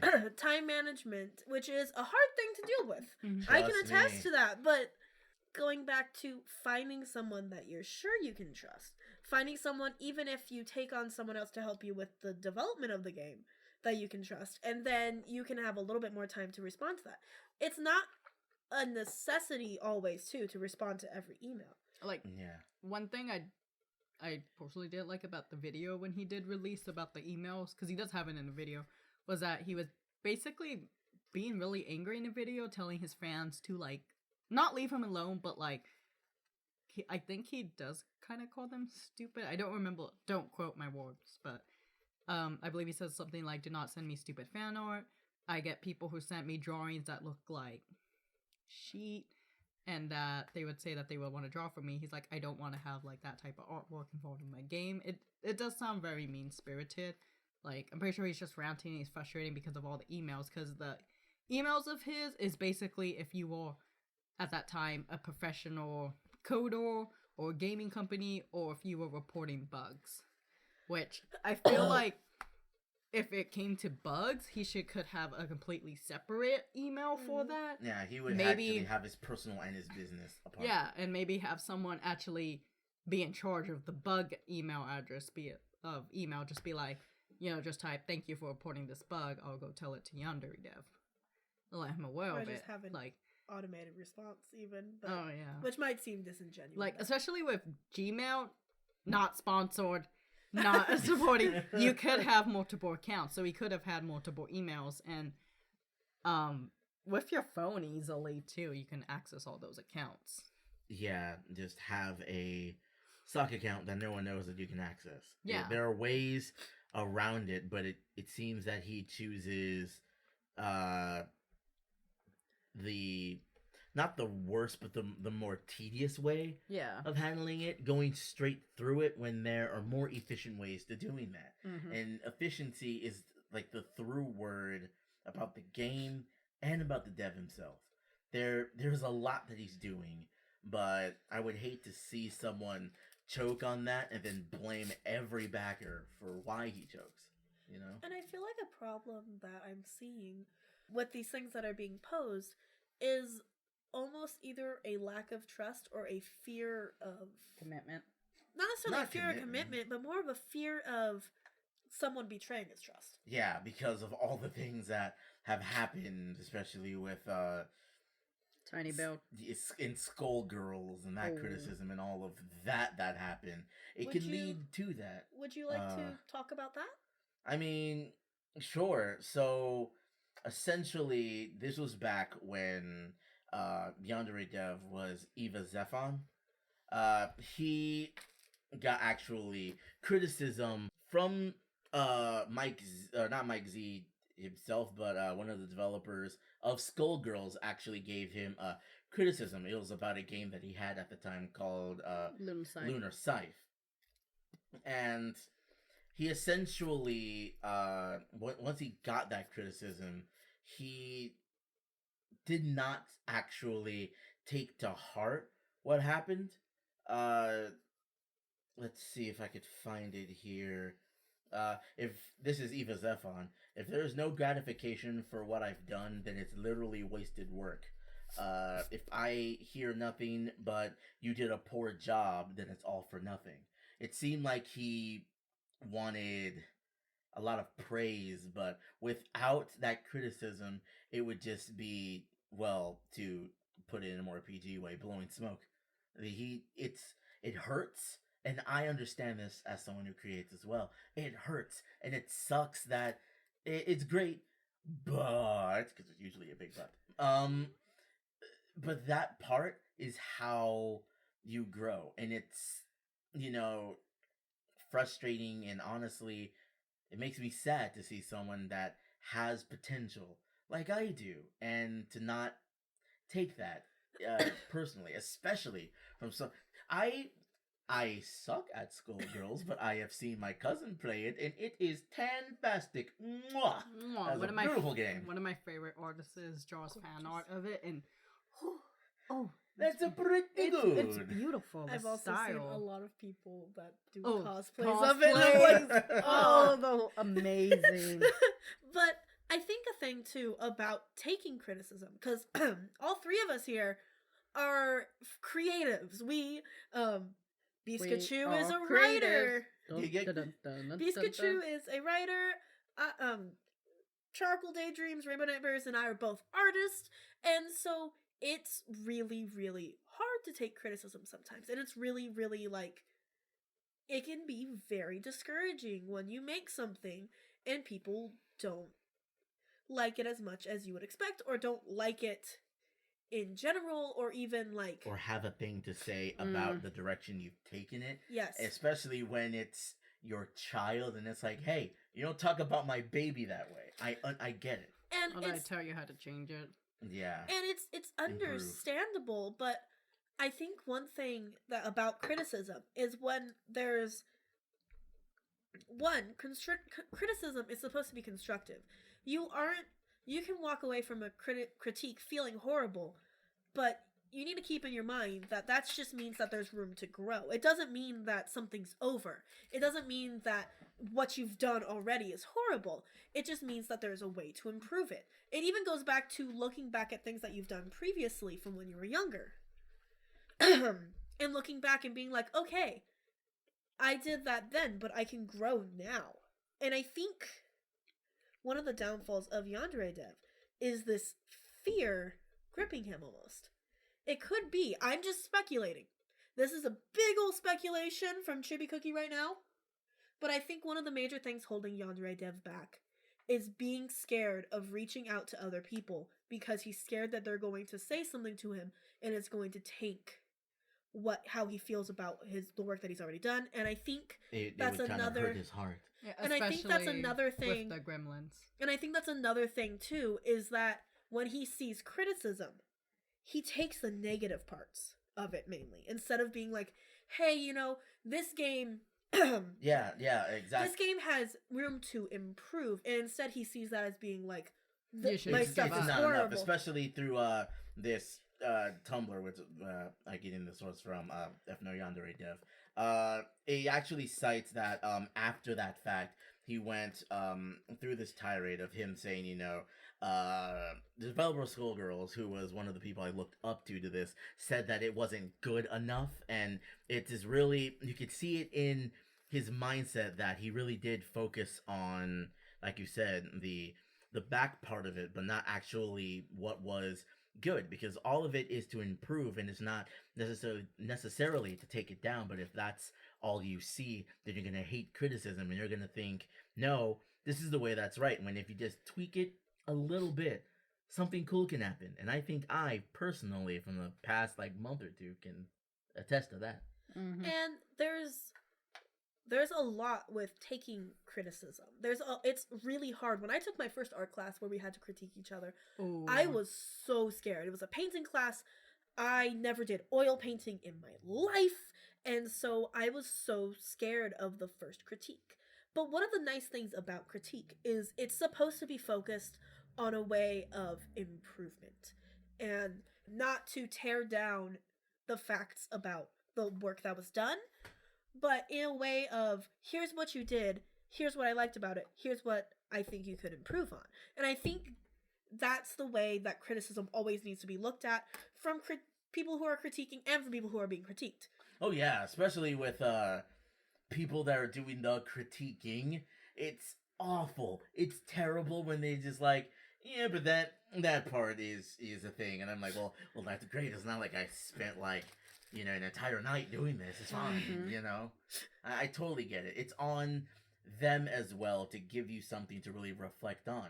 But you also have to reflect on it. You must if you want to grow and get better. And I think you can take critique that's been given badly and turn it on its head to be like, oh, well, they didn't like this, and use that not in the way of saying haters are my motivators type thing, but use, not to be fueled by hate, but more in the way of taking something that someone said that's negative and being like, okay, well, I'm going to fix that and make it the best that I can.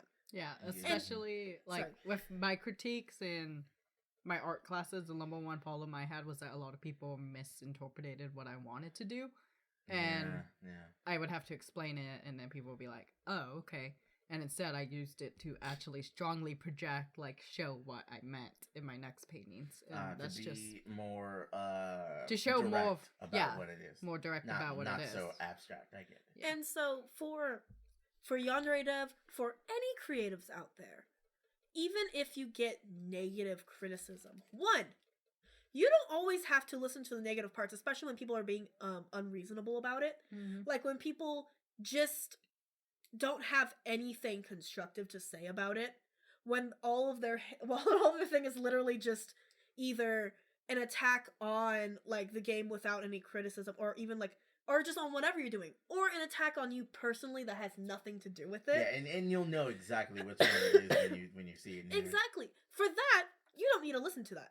For personal attacks, you can just throw that out. Don't focus on that. Nah, waste your time. It's going to take over.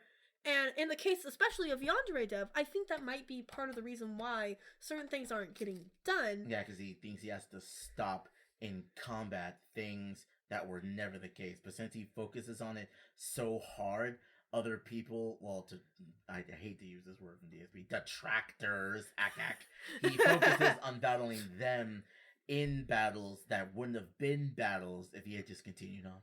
Yeah, and so I think a big lesson for, again, Yandere Dev, if you're listening, remember that when you get criticism, it doesn't automatically mean that somebody hates what you are doing. I argue it's because they liked it and they saw something that could be in it that they gave the criticism. Exactly. A lot of times when people give critiques on specific things, and a lot of times the people that are like so adamantly critical about specific things within like a fandom, within a media, are people who are fans or who were fans, who wanted to see something more from the media. Or the reason why they're so loud is because they are passionate, and it's really filtering through what is important and what is just stuff you could throw away. And I really hope soon, and I can't say how soon, that he learns his lesson before this entire game is sniped in the back. Mm-hmm. Was that supposed to be a Yandere joke? Yes, it is. There's another thing too I wanted to mention, because another problematic thing that people point out about Yandere Simulator, Yandere Dev, what was his old name? Eva Zephon. Eva Zephon is the fan fictions he wrote. Oh yeah, and they use that and they bring up old stuff in order. Yeah. I do want to say I did read 2 of the most controversial fan fictions that read them too, maybe. She read them. She suffered for this. I suffered more learning what they were about. Okay, so I do want to say, because people will mention this time again, the most controversial is his Fallout one, correct? Is his Fallout one, which it only has 2 chapters. I was really surprised by that. I expected it to be more, because his Soul Calibur fanfiction, which is another one, has 60 chapters. 60? Yeah. And the Fallout one, which is very, again, controversial, this is going to really sensitive topics. Turn off if you don't want to listen to it. It's totally understandable. It's literally titled The Life of a Sex Slave. And the description of it is very horrifying. It's very graphic. It's very triggering. It's a graphic and triggering story. We're not going to like read directly what happens in it. We will just say that one of the controversies that people bring up is that the way that a lot of people phrase it is that he wrote a story specifically about a certain type of assault. And it does have it. It's not as graphic as people think it is. But the one that I think is more graphic is his other fan fiction, which is the Soul Calibur one. The one that has 60 chapters. And his writing is pretty good. I was surprised. It's called I Am Your Slave. And once again, it has to do with that type of stuff. Except this one is more consensual. But there's also there is age gaps. Yeah, there's age gaps. There is a character within this, which is the main character that is the aforementioned slave within the title, who is 17. She's 17, and she's not even really the main character. Yeah, she's because Soul Calibur. Okay, let me swoosh on in here. So Soul Calibur, especially during the time and the games between which this fanfic was written, it actually deals with the relationship between the, I guess you could say, focal character Siegfried and Tira, who is a new character who showed up in Soul Calibur 3. And their relationship is, owner and slave. Owner being Siegfried and slave being Tira. And there's a lot of personally jumps that have to happen in order for the story to take place. And there are a lot of questionable things like I just have to say how it is. There's a harem in this thing, and Amy, one of the cutest little buttons, is part of this thing, and it hurt my soul. And also Sophitia, I cry. Like, I don't think Amy was. They really didn't depict any like sexual stuff. But the fact that she's a part of that, though, when she is supposed to be hanging out with Raphael as things should be. Who was killed off in the fanfiction. Yeah. Yeah. Oh, rip. The whole thing about this is, it's about them fighting fighting Soul Edge and Soul Calibur and Nightmare's in here.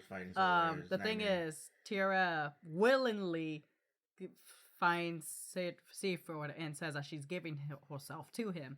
So that's what the whole master-slave relationship comes from. The other problematic thing, I believe it's chapter 6, is because YIIK comes into this, of course, and Cypher explains that he sees a photo of YIIK when she is 14 or 15 years old in the photograph, and she is just really just like very sexualized in the description of it. Whew. And it is uncomfortable. People could argue, yeah, Tira is 15, it's 15, 17, it's canon in the game, so it is a canon thing and it's okay to sexualize her, but the YIIK being 14 and 15 and being sexualized is very... Is it YIIK? It's YIIK in this in the fanfiction. In that. Oh, yeah, I was gonna say, because the thing about YIIK's aging is a little wonky, so I was wondering how he did the math on that. I don't know, but yeah, and I read the whole fanfiction through, there were sex scenes in it, but the thing is, besides the whole master-slave relationship, the story actually, has a plot, events, and even some of the chapters don't even have the whole master-slave, relationship going on. It's just them fighting. Almost as if this portion of this thing could have been left out and everything would have been pretty cool. Kind of like a certain thing. Maybe a thing that he's making. Maybe a simulator. Oh, God. And honestly, I feel like this I Am Your Slave title really doesn't need to exist. You could have this as, I guess, as a kink or a fetish in the fanfiction, but it's very unnecessary. This isn't really the whole... Because there is fighting, there were actually arcs in this fanfiction. Character development? Character development, and he actually reached out to people. There was actually 2 writers, I believe, that helped him with the fanfiction. He credits them, and someone made a fanfiction of his fanfiction. So, Yandere Dev story came out 2005, ended in 2009. Yandere Dev was able to reach out to people and have people help him with this fanfiction. He even states in the last chapter that, he did take breaks from it, but he didn't want the fanfiction to end on a disregard chapter. He didn't want it to end. Sour note? Yeah, basically. He dedicated to finish this fanfiction. And also, piping hot take before you finish there. If anyone is going to have this relationship, it should be Nightmare and Tira. You cannot fight me. Your soul is mine. I just wanted to say that. That does happen in the fanfiction, spoilers. Oh. It does happen, but it's, Tira feels like she betrayed Sonaf. Now with the strings attached, it should just be Nightmare and Tira hopping around eating souls. Yeah, like she felt. She felt not she like felt even bad. like a romantic or any other. Yeah, way. Just we're gonna do Tira just shenanigans. Shenanigans. What are we gonna do today, Nightmare? And he's like, get away, and stuff like that. I think one thing too to bring up from this is that this fan fiction was written in 2005. Yeah, 2005, 2019. In that time, it was all for everything. Fan fiction during that time had no limits, literally. And I think that's also a very good reference where it's it's extremely creepy and kind of uncomfortable for certain things, and with age difference and other sorts of things. But it's also the fact that he wrote that a long time ago. His stance on things could have changed. His opinion on it could have changed. There's certain things to make me think that there isn't like it may or may not have changed. We're saying there's it's- evidence on wow. both sides. it's a certain for me it's For a certain allegations thing. on both It's the sides. certain thing of him having characters in Yandere Sim and then being like, oh, they're 18 by the way, guys. Which like I do wholeheartedly believe that he does not find any sort of attraction to children just because of statements that he has said. Mm. And I don't really see any evidence towards him feeling that way. So the people that make that kind of accusation is like Wrong. or even that he supports them because of the story that or the response that he has to in his on his website. He does not support pedophiles. There's a couple of stances that he has that I may not necessarily agree with when it comes to certain things with pedophilia, but for the people that have accused him of that, I definitely do not agree that I do not believe that he is. I just think that there are certain things maybe he didn't necessarily take into account when it came to his characters being underage and then certain stuff. Maybe he just didn't think it through. Yeah. It could be something like that, and then he's getting backlash, so he's trying to cover for himself. Mm-hmm. Or it could even be a thing where he's just like, he didn't think it would be a problem, and then it became a problem, or different things like that. I'm making speculations. I have no clue what goes on in his head. Yeah, I barely know what goes on in my head 99% of the time. Nothing. Plus 7 of his fanfictions, 3 of them do have sex, but his latest one in 2012, it's like a hilarious fanfiction. It's about Legend of Zelda speed runs, what his speed runs were to affect the games and how the narrative would change, which I think is hilarious. Shoot. I kind of want to. Okay, wow. I actually want to read that, and that's.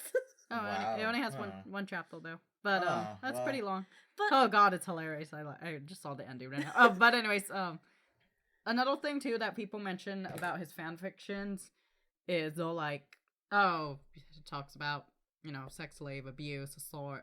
Why doesn't he delete them? But I feel like he says that he doesn't want to delete them because there were times he wrote from it and something he written. There were fans. I mean, one of them has its own fan fiction. I think another thing too is that it would be a double-edged sword no matter what he did for that. Because Where if he deleted it, people would be like, oh, he's trying to hide it. And I don't think he was necessarily trying to be creepy with his Fallout one. I just think that he went about the story in a poorly done way, where it seems creepier than it is. It is. Like, it's not as graphic as a lot of people make it seem. I mean, the Soul Calibur one, yeah, those descriptions and the whole underage thing is creepy. But it's like 2009. It's the internet. No one really cares. We're all really loose on it. At least no one did back then. Back the internet, I think that also was it 2009 or 2005? What? That the fan fiction was written. 2005 to 2009. He wrote. The internet, I think it's another thing too, where it's like the culture of the internet and the culture of a lot of that stuff has changed completely, and I think that's another thing to take into account. Not that it's okay or acceptable to write something with like that type of age difference necessarily when the age difference is like, this is going back into stuff that we talked about last episode. I'm not going to rehash things that were talked about already, but I do think that there's a lot of things that Yandere Dev gets like flack for that I think are blown more out of proportion, which is with a lot of stuff with him. But I do think that there are certain things that like he does that aren't necessarily right. But and it's like those that get like swallowed up in these allegations and it just blows up. And that's like, again, people are gonna argue like, oh yeah, but that's how it was back then and stuff, and people are gonna argue like, you're just using that as an excuse. No, that's kind of literally how it was. There wasn't really like monitors, like especially YouTube. Back then there weren't ads. Yeah, the ads. It's just really changed. Like especially Tumblr too as well. It's just changed. It's just the internet culture in general. From when I started really being big on the internet, which was like 2008, was my big start in like internet and anime and fandom and stuff like that. Yeah, like and it's fanfiction and stuff like that. Like the culture around fandom and stuff like that has completely changed. Some for the better, some for the worse. I would say that there's a lot of parts of fandom that have gotten better. There's a lot less like, how do I put it? There's a lot less fear of backlash from creators when writing fan fiction than there was back in those days. Back in that day, the Flame Wars. And there's a lot of other stuff, but I think there's also a lot when it comes to cancel culture and things like that that gets blown out of proportion. But again, we're not talking about that necessarily. But was there anything else that we wanted to touch on? It just seems when we bring up the speedrun fanfic and the pros of the Soul Calibur fanfic, it's a lot of this hidden potential inside something that has the potential to crumble apart. It's hanging very, very, very loosely in the balance. And I just, once again, hope he turns this around. It would be awful, but if he lets this go up over his head, the ground is exactly where he's going. Mm-hmm. Especially since I remember at the height of popularity, you can even see on his YouTube page about how all his early videos were getting 3 million views. Now they're getting 1 million views. Yeah. And I believe his Patreon, it used to be like 5,000. Now it's 3,000. I mean, I think Yandere Dev can turn this around if he's willing to. If he's willing to, and if he makes significant changes. He's not a perfect person, but nobody is. Yeah. And I think there's a lot of way to recover from controversy and recover from things. Like, I was just watching a video about No Man's Sky. I didn't even know that they flipped things around with that. They did. That they actually fixed it. And so I think that he can take inspiration from that fact and turn it around and be like, hey, you know what? No, this isn't a lost cause. Yeah, sure, my reputation is very low right now. There's a lot of stuff going on. People may not like me. I may have done stuff to upset people and make people like really angry with me. People might think that I'm a fraud, this and this and this. But he can still take this and turn it around. He can change. And make this successful. He has the potential to change, potential to be like one of a really great indie dev, honestly. I think he just needs to learn how to take criticism better, which is hard. It's extremely hard, but it's doable. Learning what to do right and not lean into what not to do, which I guess really describes the next part of this, huh? For real. Yeah. Also, Yandere Dev, if you ever want to have some sort of interview to clear things up, or even if we said something that was like wrong or untrue or a confusion, reach out. I think it would be really cool to like have an interview with you on the podcast if you're listening. Go for it, man. Yeah, that's just I mean, we've been following the development of Yandere Simulator. I really want to see it change, and I'm so glad that you finally, like you said in your recent video, that you got Osana ready in the game. You just need to, fix out the bugs, and then if the demo comes out and the Kickstarter comes, we would totally be looking forward for that pledge. And best of all, if there was any negative allegations, progress in going forward will prove a lot of those people wrong, especially the ones that you believe are harassing you. There's only one way forward, and I hope you choose it. I mean, if you're feeling down, the only way to go is up. Go for it, man.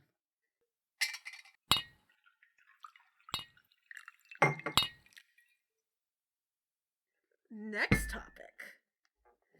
Oh, we're going right into it. All right. Yeah. Let's do it. The other topic that we are talking about today. Does anybody want to start this off? Hip stores. 90s. Hip stores. 90s. Beautiful aesthetic. Mini games, battle games. Lemonade. and awesome music. Oh my gosh, sorry. Only one track, but okay. Hey, the Toby Fox one is real. I like a lot of the music in it. But I'm sorry, we haven't even talked about what the game is. I mean, we're just saying random stuff. I got it, because Y2K, that's what influenced him, because he says that about how his parents had computers, and when Y2 came, it was a big thing in his family. His grandma was freaking out about it. So I think that's what left an impact and led to the game, and he said the 90s. There are lots of things that left an impact. Right, so, but okay. Alright, since we were talking about, like, the internet and stuff like that, and fandoms and how the internet was back then, why don't we actually start about, when the internet first came in, I believe the 80s, and in the 90s, it became a household thing. Yeah, and it's kind of skyrocketed from there. Yeah, so pretty sure for you younglings, when the new millennia was gonna begin, the 2000s, Oh god. there was a rumor that once the clock hit 20, like midnight, all the computers were gonna go insane and take over the world. because people didn't know how the computers were going to handle switching over to a new millennium. Yeah, Yeah. so A little off-topic anecdote, because I keep doing this. My dad, back in the 90s, switched our computer to being 2000 just to prove to my grandma that nothing bad was going to happen. nice. He was just like, look, see? It did nothing. Yes, we're still here. But, so...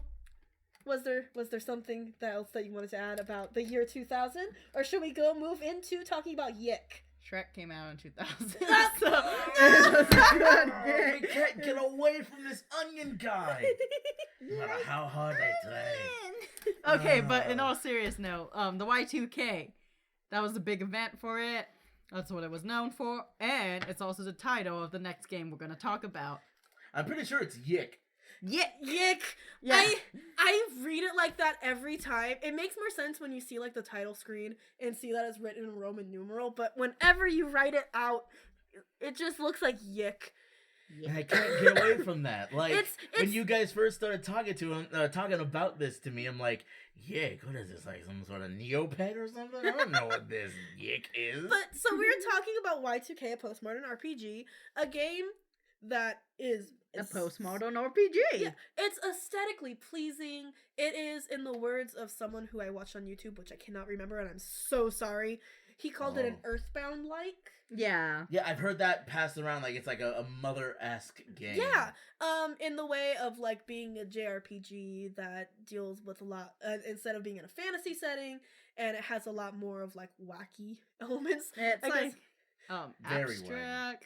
Yeah. Kind of like Katamari style-ish. It has like the blocky models from Nintendo 64 era. It's colorful. It's aesthetically pleasing. The music is amazing. Very good. There's the One disco, track. the disco Disco track. funk. That disco. I know it's gonna get disco stuck battle. in my head. When you're in an RPG battle, but you gotta dance to the funk. I have to. It's such. I also the Toby Fox one. Toby Fox composed for it. I'm a really big Toby Fox fan. Couldn't tell. Love his compositions in Homestuck. Really like Undertale a lot. And Deltarune is a Deltarune is beautiful mwah. masterpiece. We could And talk I'm probably. just over here staring at skeletons. We could probably talk a whole episode about Undertale. Which we probably Maybe will. later. Maybe eventually. Thanks But oh for gosh. that. But there's a lot of moments, a lot of things that I like about Y2K post or YIIK. I'm gonna just call it YIIK. YIIK. Yes, YIIK. I win. Yes. YIIK flows through you. But there's a lot of things that I think are real. Yuck, don't go back. I'm sorry. I like the design of like some of the enemies. I think the aesthetic is really nice. It gives me big Katamari Damacy vibes with like some of the music and some of the like the way the colors are and everything like that. It's so pleasing. It's like it's not vaporwave, but it's nostalgia as well. Yeah, I think because they said that they were going kind of for like a Nintendo 64 blockish aesthetic, and I can kind of see that. But I think that in order to achieve that, they could have gone a little more lo-fi. But I still think that it looks. It like actually like bit. You mean? Yeah, I think still like it pulls off a very nice look and aesthetic. I think that it's really cool with the way that they do some of the mini games for attacking, which I know that it could be more streamlined, but Oh, the we'll game get to the could. game. We're only judging the way it looks, appearance. So how would you score this game based on an appearance? On appearance, it scores really high. 10 out of 10. On a scale of 1 to 10? What battle again? I'm 10 saying out of 10 like would eliminate again, is what you're saying? I'm saying like a 7.58 dragons out of Marsh. Oh, we're using the dragons. The more I'm sorry, he used the dragon scale. He That used was the for dragon tea. scale. Yeah, that's for What tea. is this? I don't know. I wanted to bring it up again. I thought it was good, It's but like Americans in metric. What is this? I think aesthetically it's like a 7.58. 8.5. Like, somewhere within that scale. I think it looks really, really nice, and the music fits its aesthetic well. I say 6. If I'm sleepy, 7. If you sleep. Yeah, so I'm like, It doesn't fit the niche of what you like in an aesthetic of a game. I mean, if it fit one that it was competent story-wise, I would rate it higher. You're tying it in with the story and everything. I can't. You can't separate. It is in my bones. You can't separate that. I understand. You get the right to the story, Luigi. I think as artists, it might be a little easier for Jen and I to separate the story from the aesthetics. I see. But getting into that, there's a lot. Okay. Oh, all right.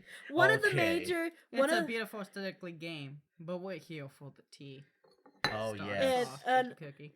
And unfortunately, there's quite a bit. There's a lot that people have issue with, both with the story and the way that it's written and the dialogue. One of the things that keeps me, when I saw like the aesthetic and everything, I was like, oh sweet, this game looks really cool. I would want to play it. And then I just saw one clip of the dialogue. And I just wanted to crawl up and die. This game forced me to learn about postmodernism again. So it is already scoring low, okay? Gosh, You're not a big fan of postmodernism? It's like, okay, I get it. The zeitgeist or whatever. I understand it's like art trying to find a new place in a world that is rapidly changing and in some cases deteriorating. I get it. But then some people try to be a nerd about it. And it's not even like a good nerd. It's like, hey, I heard you like text, so here's a text wall after text wall, so you can read while you cry. I think, okay, one of the things about postmodernism, this will be another slight tangent, but to more explain about postmodernism to people that are kind of a little bit less knowledgeable on what postmodernism is. It's modern, that's post. Postmodernism is an art movement. I'm not going to go full definition and things like that, because I don't want to be like, oh, you guys don't know what postmodernism is. You don't know what art is. And like talk down to you. And if you don't, there's probably a lot better places to find like a true definition. But this is a podcast. One of the things that I remember like fully a good way to explain postmodernism is the art piece The Fountain. Which is just, it's a urinal that they put inside an art museum.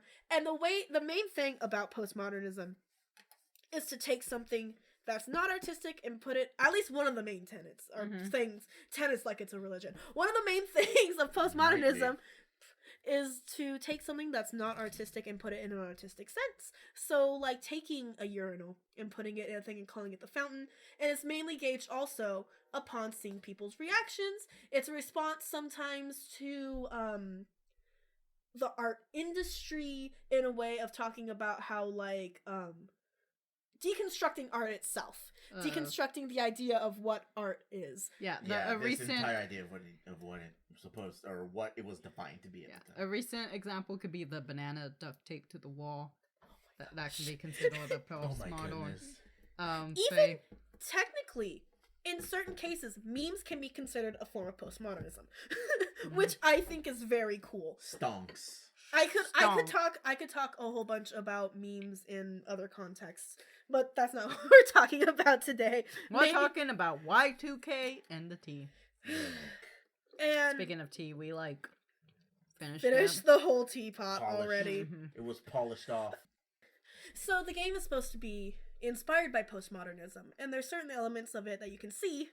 And one of the problems is certain things within postmodernism seem very pretentious. Yes. Extremely. And this is coming from an art major. Just for a fun fact, an art critic did pee in the urinal of the shop. Really? Because he said that's what it's for. So that's what I did. My hero. That's amazing. I didn't even learn that. Dude. We should someone needs to build something for him. Whoa. Pour one out for the We already poured one out, so I don't know what else we can do. Oh. Anyways, pretentiousness. Now, when I said text walls, I meant it. There was this one YouTube comment, and I wanted to make sure I got the quote down. Forgive me, because I don't know your name. This game, when it comes to dialogue, does so little with so much. There are ways to describe something that narrows down and directly gets to the point of it all without fluffing it up with text. And like that's one of the big things about it, the elevators just started to shake, it's vibrating. It's vibrating in motion. The elevator shook, vibrating with motion. There we go. It's one of the quotes that people are hung up on when it comes to this thing. And text crawls is one thing, but if the game also didn't like the gameplay. So essentially you're Alex and you have you just graduated from college. It's after that awkward stage in life. Okay, yeah, I am still there, so I understand exactly where Alex is. And then he meets a girl for a little bit, and then it seems reality opens up and pulls her away, and now we gotta go on a quest and get all of our friends together to save a girl we just met. So I don't think it's that important, but it is. And that is the core of the game. Now, how does it play? Tedium is a word I would best describe. Just, you have to understand. I felt the pain of having to watch this. I forget if it's Rugginator who took a random fight and sped up all the parts. Oh that yeah, could be I saw sped that up. bit. Wasn't it called momentous gameplay or something like that? It was something like that. Yeah, He's the best. I need to give him a sub. Everyone else sub. It was like 4 minutes of the combat and the mini games you have to go through it to unleash your move. And you only got like 24 XP. And not even that. Not even that, Jenny Bo. The other person between were sped up. Mm-hmm. No, not even that. You do all of this, the mini game stuff. You survive the epileptic flashes. You do all of this stuff. And you do a measly 14, not even 14, like 7, 9, all this work for no payoff. Why would anyone want to play this game? Not even when it comes to the fight scenes. Who would actually do that? There are bosses in the game that cannot be killed. Mm-hmm. And it's there was this one, I forget his name too. I think it was like the gaming gnome, I forget. He was in the actual golden alpaca fight, and the way that it works is that you need to defeat the golden alpaca, sorry. He absorbs the soul survivors. You cannot kill the soul survivors, but you can kill the alpaca. However, if you mess up the sequence and you kill the alpaca first, you are stuck in the battle with things you cannot kill. And you can also, do that? yes, Whoa. and he tried to run from the fight, and guess what kept him? The golden alpaca, because it's technically a boss fight, so you cannot run from the boss you just killed. Oh, And that took him out of the game entirely. He didn't want to play it anymore. And that's really sad. Sorry if I messed up your name. I'd forget my own name if I didn't write it so often. I am really sorry. But it just goes to show you, just this game, for all that it says nothing. And the things that it does say, it can't keep consistent. Like the cat switches from female to male in the same Oh, I remember in the same sequence. That was just an error. And some people are actually getting errors where in the dialogue, the way that they programmed it is the dialogue would be one step ahead of the person who's speaking. So it would be Stephanie, and she'd be saying, "Hey, what the heck is going on?" Now I'll apply with, "I don't know," but it would be out of sync.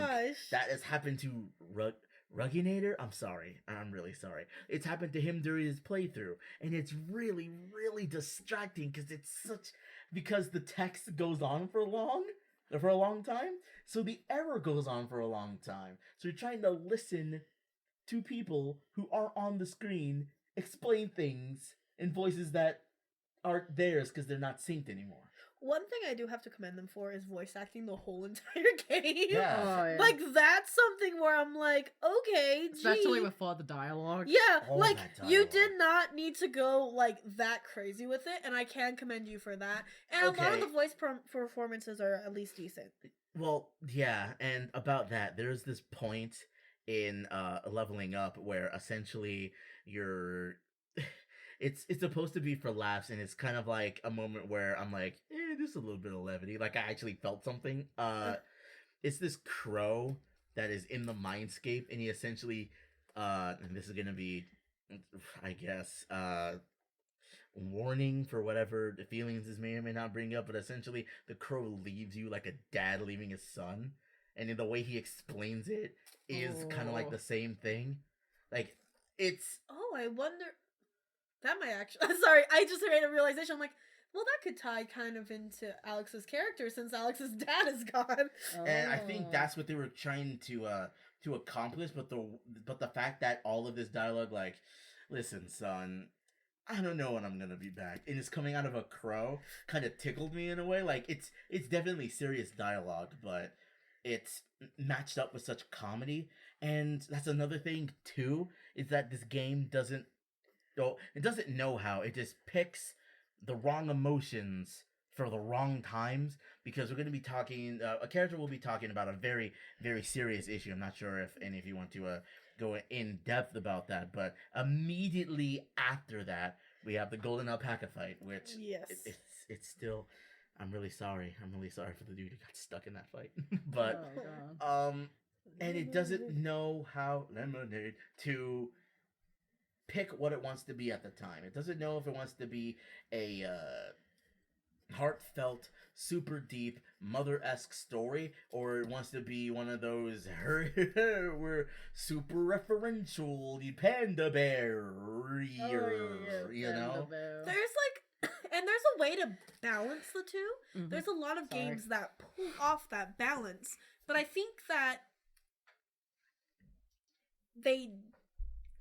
there's some parts of it where like they get the balance okay, and then there's other parts where like That wasn't necessary. yeah, something's off where like they didn't think through the balance, which is unfortunate because I think if they did that, and also if they got rid of a lot of the inner monologue, I think it would be a lot Yes. better. Yeah, the game. minute He does not need to think that much, He Alex.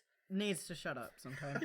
He really does. Yeah. And like, I think it's also the fact that he speaks with a lot of redundancy Mm-hmm. that's really aggravating. Yes.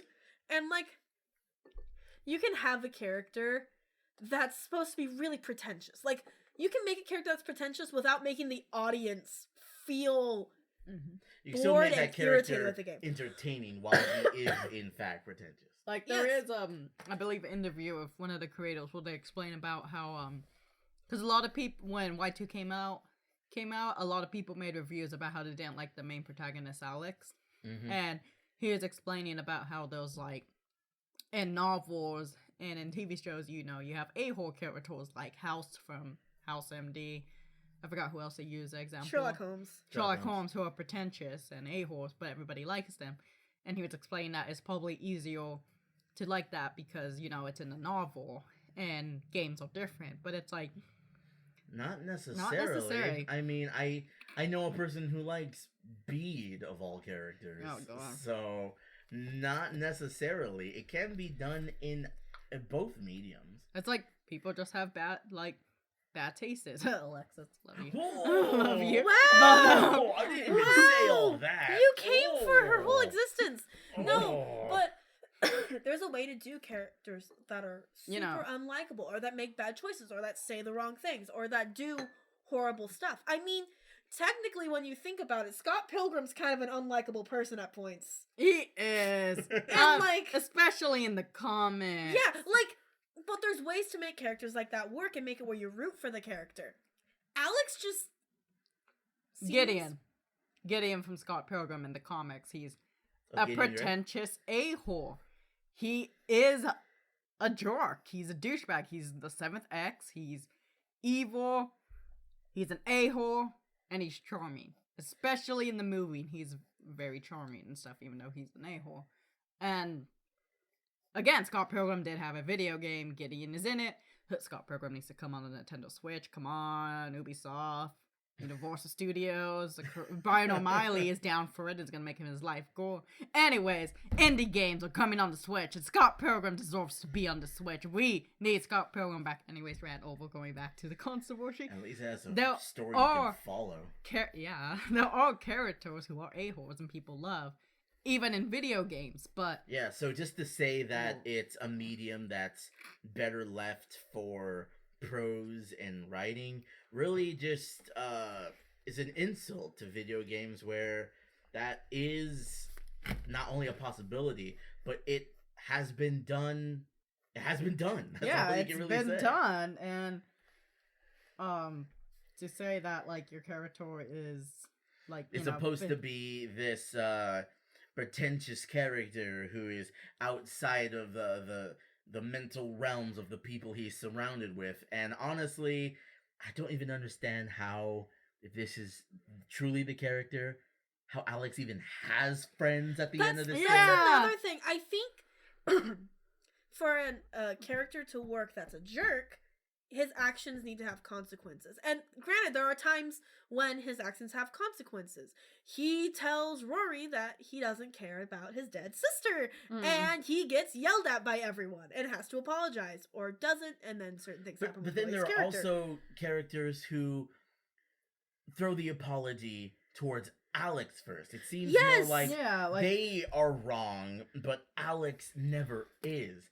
And also feeding into that, not only is he right, he is the most right character because, spoilers, he is the destruction of multiple realities, and only he, in the power of you, can fix it, but it's mostly him, and it's not only is he wholly right in all that he chooses, it seems that he is justified for it. Justified for putting his friends who are apparently so close they span different realities. That's how close of friends they are, which as close of friends I am with you guys. But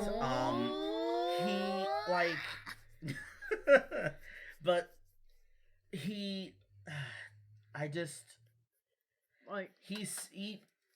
is then the central focus character, and none of the characters then seem to matter. None of the desires of any character matters, except for the one that he has for one person he met an hour ago, which was dragged through reality, and that's where we are. You can write selfish characters. I have written selfish characters. The thing is, they don't stay selfish. Or if it is, then I guess they're not hero characters. But there are ways, or at least not, anti-heroes and stuff like that. But there are ways to do this right. But it seems that the way that I do forget his name. I think it was two people who. Oh gosh, Brandon and Andrew, I think. Brandon and Andrew. The creators. Yeah, the creators. Yeah. Oh my gosh, I'm the worst with names. I think they both have the same last name too. Yeah, I think they might be brothers. They might be two brothers.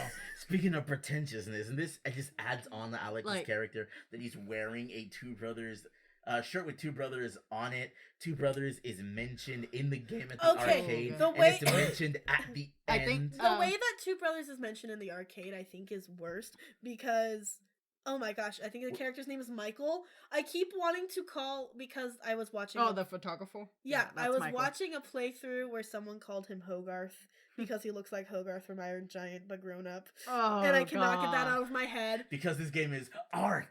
Oh my gosh, wait. That makes it even worse. Theory? But, how... One... He's mentioning games, Michael's mentioning games, like, some that he said that are the pinnacle of his youth, but they came out, only, some of them maybe, 5 years. I can hit you up on that, bro. He references specifically, he, one I want to focus on is Chrono Trigger. Mm. It's a game that at that inception would have came out in 1995. The game is set in 1999. 1999. How could Chrono Trigger be a part of his youth if he is around the same age as Alex? That is actually chronologically impossible. But also, he's mentioning these things, like paying lip service to a bunch of other, like, JRPGs. And then Alex is like, ever heard of Two Brothers? And I'm like, and you know exactly where it's going. Like, to. I don't think there's anything wrong with indie developers referencing their previous hold on. games. Can I just jump on in before Yeah. you just hold that thought? Here's a little funny thing. Wait, they So- created Two Brothers? Yes, the same. Oh same my god, company, Two Brothers is so good. Really? Really? Yeah, it's a tale of two brothers, Are you right? thinking about Brothers Oh. specifically? Are you talking about brothers? No, we're talking about two brothers. Oh, okay. Yeah, Two! Yeah, Yeah, it's different. it's It's Oh, okay, different. never mind, never mind. Yeah. I was like, Brothers is the good one. Two Brothers is the It's one the bad that one, yeah. that has mostly negative reviews on Steam. Almost gave me a heart attack. I was like, whoa, oh Jen. no, I like a tale of two brothers. It's sweet. Huh. Okay, never mind. So yeah, just a little funny thing since I was up all night last night thinking about this. So if Chrono Trigger is referenced in this world, it implies that it happened the same way. And Chrono Trigger was made by Akira Toriyama, who is the artist, which means that the Dragon Ball series, Dragon Ball Z, Dragon Ball GT, Dragon Ball Super, all happened in this universe. You mean to tell me that Dragon Ball Goku happened in this universe, but not Usagi Tsukino Sailor Moon? Although we have like a little magical girl reference that's not real, but Chrono Trigger is real? different Like, realities, bro. oh yeah, dude. Soul Spaces, man. It took 30 minutes to explain one concept. Oh. But, yeah, sorry. But I think, like, there's nothing wrong with referencing works of your own and other things. I don't think that's a problem. Even if the thing, It's an RPG. even if Yeah. it wasn't successful, I think there's nothing wrong with, like, referencing it. Like, I think, like, one reference would have been fine. Even if it was just his shirt, even if it was just mentioning it, even if it was just the statues. I don't think the thing at the end should have happened. Because still, it's like, but my game wasn't successful because there are people in this reality who sought to make that not true or something like yeah, it's like, Sit, really? No, the game being garbage is why that's true. but okay. Another thing about that one is that it looks really nice. It emulates like aesthetically pleasing, I would say. I think what are they for called? Two Brothers. Arc games? I think so. I'm so sorry. Wait, you mean the style the of people that created the games. Oh, Arc- Act games. Ack, that's right. I'm sorry. it's act, It's Ack. You guys are really good at making aesthetically pleasing games. yeah. I'd say Two Brothers more than YIIK, but that's just me. Two Brothers emulates like that kind of like Game Boy aesthetic. Yeah. It looks really nice. Yeah. That's I'm not even probably- sure why the reviews are bad. I haven't heard anything about it other than it has mostly negative reviews. That's the only thing that people bring up about it. And so I would like to research why eventually. But on that note, I think it's overly referential to it instead of paying homage to Yeah, it. it's more like it's passive aggressiveness. Yeah. Like he's blaming the people playing this game for why that game did badly. Which I don't think is a good thing to do. Not a Like, good look. Not a good look. I gotta say that. I think that the game could be good. Genuinely, my main thing with it is fix part of the story, make it more cohesive and make more sense. And Yes, then make it not. We're not saying make it so easy a kindergarten can read. I'm just saying make it so that I can read it in my lifetime. and you don't need to focus so much on an inner monologue. Show, don't tell. There's so much. Video games are a visual medium, which is why there's the part where it's narrated, which really, About really, the empty husk of the Essentia. yeah, it really, really irritates me because, like, that's By the the same. decor, it must be a girl's There's room. a lot of issues that I have with that within like movies too, where people will tell instead of show, and I see. even in like scripts for plays or anything like that. If you have a visual medium, you do not need to say everything that's going on. You gotta tell. You gotta Yeah, show, show, but don't don't tell. tell. Yeah, especially if you can. And if you're going to monologue about anything, if it's going to be from the character's perspective, you have to make it meaningful. It has to add to the scene rather than just painting what I can already see. It needs to add something to that if you are going to do that. So on you can if it's so jostles you can keep some of that stuff there, but it needs to be streamlined tight where it's woven into the actual story rather than just being how long have I been clicking the button to skip. Speaking of weaving things properly, references to things. Oh. There are ways to reference other works or things that inspire you in a way that's interwoven within the medium or interwoven within the game. Ways to do it without making it being like either, hey, hi, we're doing a reference. Hi, guys, look at this. There's subtle ways to do it, but there's also ways to do it where it's like... It's clearly a joke. Mm-hmm. Or clearly a reference, something, and something that fits within the medium instead of it being something completely jarring. Mm. One of the things that really, really gets to me is the usage of the Murakami quote in with the Proto Woman's dialogue. Mm-hmm. And can I just say a thing about it that it's referencing a book that was written in 2004 and it's quoted by a dude who in the set. He's quoted by a dude who lives in a setting of 1999. It's not. It's actually quoted by the woman, by the Proto Woman character. Oh, yeah, that's true. But who also serves no purpose. Alternate reality. But the Proto Woman just kind of shows up in one of the dungeon areas, I think, or in a mindscape. Mm-hmm. I can't remember. I'm so sorry. And she just shows up and quotes the novel, and I think quotes a 2004 novel in 1999, and then she peace out. I mean, she also has like her chest showing. But if we're gonna be talking about the girls, that could be a very controversial thing when it comes to Alex as a character. Before that, though, another thing about Alex about the way he's written. People argue that he's a self-insert. Oh, yeah, that point. You want to tackle that? Yeah. Okay, so there was an image floating around on the internet. Still is. And it still is. It's even referenced in comment sections. Yeah, where it shows the character Alex, and then with... the creator, supposedly. Hold on. What's the name of the cat? Dolly. With the cat Dolly. Dolly on his shoulder. And then it shows a picture of a man who looks very similar to Alex with a cat on his shoulder, and people were claiming that that is the creator. That is actually not the case.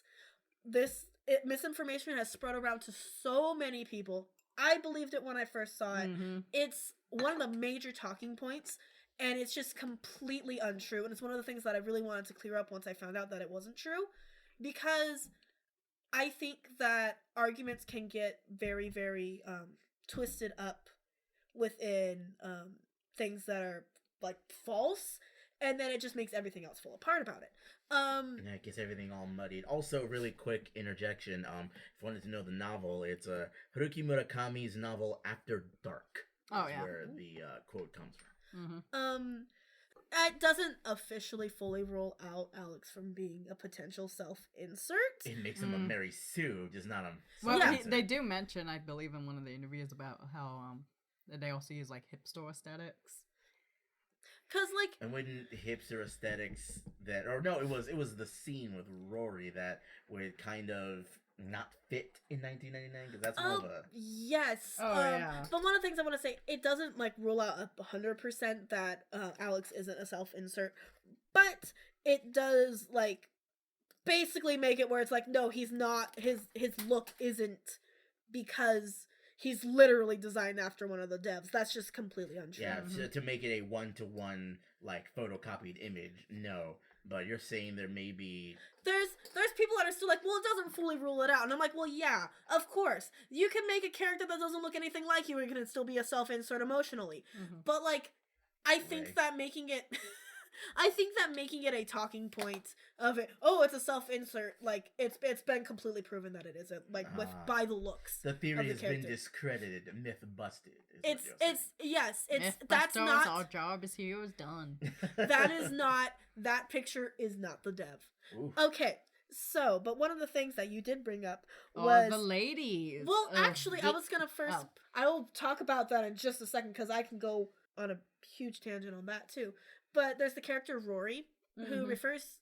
Someone refers to him, or he refers to himself. I can't remember which, as being a scene kid in the dialogue, and the scene culture didn't start till like the early 2000s. So It was once the again, goths and grunge in the 80s and the 90s. It's like it's a Yeah. minor nitpick. Alternate realities. That you know what that is also started earlier, but then it would have to bring up then. It's- Why then, in an alternate reality, would Chrono Trigger still happen and be called that? Hey! You know what? It's okay. My thing was mainly a minor nitpick anyway. But to go off on another topic that's very, very important is the girls of YIIK. Mhm. There are 4 major girl characters. Yeah. There is, I want to say her name's Sammy. Yeah. Yeah, Sammy. Sammy, That's the main one. the Essentia 2000. Yeah. There's Vela. Chandra. and Chandra. Those are like the 4 main female characters. That you spend the most time. Yes. Yeah. Alex mentions having feelings for Vela, Sammy, and the Essentia 2000. Who is a robot. Who is a robot? The only girl that he doesn't have feelings for or mention in any sort of way like that is Chandra. And Chandra is... Oh, she didn't do. She liked me. Wow! Dang! Yeah. And then also that Sammy and Velva, who is like an alternate reality of Sammy. They're both Asian. The robot Yes, Yeah. and the kinda robot. is. Yeah, it Yeah, would because it's- based off of it's- that. it's- Yeah. The kink is strong. It's kind the of a fever weird- is heating up. It's a very weird thing of like all the characters that Alex shows an interest in the Mhm. game Yeah, are just Asian. It's kind of we're like not prescribing intent, but just look at the evidence. Look at the evidence. and think we're done here, Mr. Grayson. it's nice. There's a lot of like ways that you can read into that. I'm not saying that I've read into that, But but if it's someone were to read into it, they would find something very interesting. Mm. and it could also not be the case. We could be reading It too could be a much. coincidence. Yeah, It could be a literal- kinkadink, it could- a quinkadink.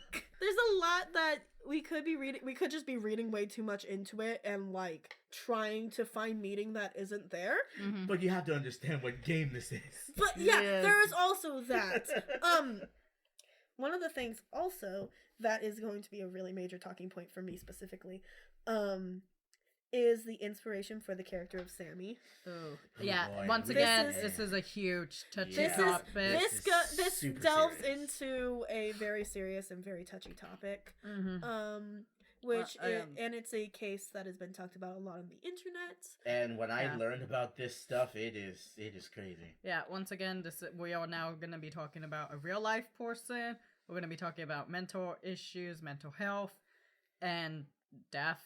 So Yes. once again, really touchy subject. Yes, so this is And please have some respect. yes.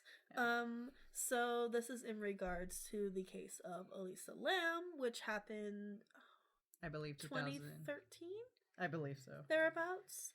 That's what then. Which because the only reason why I remember the year was because that was the last, I believe that was the last time she posted on her Twitter was in 2013. Yeah, I remember learning about it in high school. Elisa Lam was a young woman who tragically passed in a hotel in LA. A lot of people believe that it was under mysterious circumstances because of The video. and the circumstances surrounding her death. I don't. It is a public knowledge thing, but I'm not. Basically, to give a quick summarization, Elisa Lam was suffering from bipolar, and I forgot what else. She is a Canadian student, but she took a break and did a basically Southern California tour. We actually brought it up on Wikipedia, February 19th. I think 3 days before that, she stayed on the Cecil Hotel. At the time, it was the Stay on Main Hotel. The hotel's pretty famous because of a lot of murders and suicides that occurred at that spot. And her body was found in the water tank of the hotel. It was a huge controversy. There was a video released that's really famous that shows her acting bizarre in one of the hotel's elevators. A lot of people attribute it to being a haunting because of the history of the Cecil Hotel, and it gets blown up way proportionally. There's a YouTuber I watch called That Chapter. His video of Elisa Lam is honestly the best one because a lot of people tend to kind of fetishize the whole supernatural. They add like a supernatural element When her. Adding it when it isn't quite the case. Yeah, and it's adding not the it case. in a pretty disrespectful way. Pretty disrespectful. So I would honestly recommend That Chapter. His YouTube videos. He's like the only true crime YouTuber who I feel like actually presents stuff in a respectful way. He doesn't glorify mortals or like even the deaths, and he talks about the victims. He even shows like footage, like camera footage of the news and stuff like that. So for his Elisa Lam video, he basically does explain that Elisa Lam, that there's no big mystery about it. There's nothing supernatural or anything dumb about it. It's just that, and there was even video proof of a tourist who was actually able to get on the rooftop of the Cecil Hotel without triggering any of the alarms because there was no alarms. So if you do look at Elisa Lam's Instagram, you can see that she does go on rooftops. So it's basically a soft case, and it's just a really tragic thing. And my heart does go out to Elisa Lam's family about it, and I do hope that they take action against this Cecil Hotel. And we are talking about her because her death unfortunately is used in Y2K. It is referenced heavily in multiple spots. The character Sammy's design is inspired heavily. Very heavily inspired by Elisa Lam. The scene, she is abducted by aliens from an elevator, and there's a later scene where it shows footage of Sammy in the elevator, and there are parts that are pretty much like lined up almost shot for shot from the security footage. Very it's honest. It really makes me uncomfortable. Thinking about and talking about it. There is a quote from a Reddit post that was made by YIIK Studios account on Reddit. Let me pull it up so I can read their account directly. Yes, so I can read the quote directly, because it's just the quote's been stuck in my head ever since I first saw it, and the wording really upsets me personally. Yeah, it strikes and I'm trying to I'm trying to present this as objectively as I can without being upset. This quote really, the wording really upsets me a lot. And so I'm going to try my best to not get upset while reading it and stay as objective as I can. The quote says, "I was someone who was very moved by the terrible case of Elisa Lam. I really feel for her tragic passing. Her suffering was influential in the development of the game." And that last sentence, the way that it's worded really upsets me. Because it's it wasn't her case influenced me. The stuff influenced me. It was the phrasing of... Or the mystery people have talked up around the case. Yeah. It was her suffering was influential. Yeah. Almost in a way of saying her suffering was necessary for the game to be made. As if she needed to have been through all of that for his game. I really... And I could... Again, this could be something where I'm reading far too much into it. But the way that it's worded lends itself to that interpretation really well. And really easily. It's really hard to argue against that when that's the way that it was worded.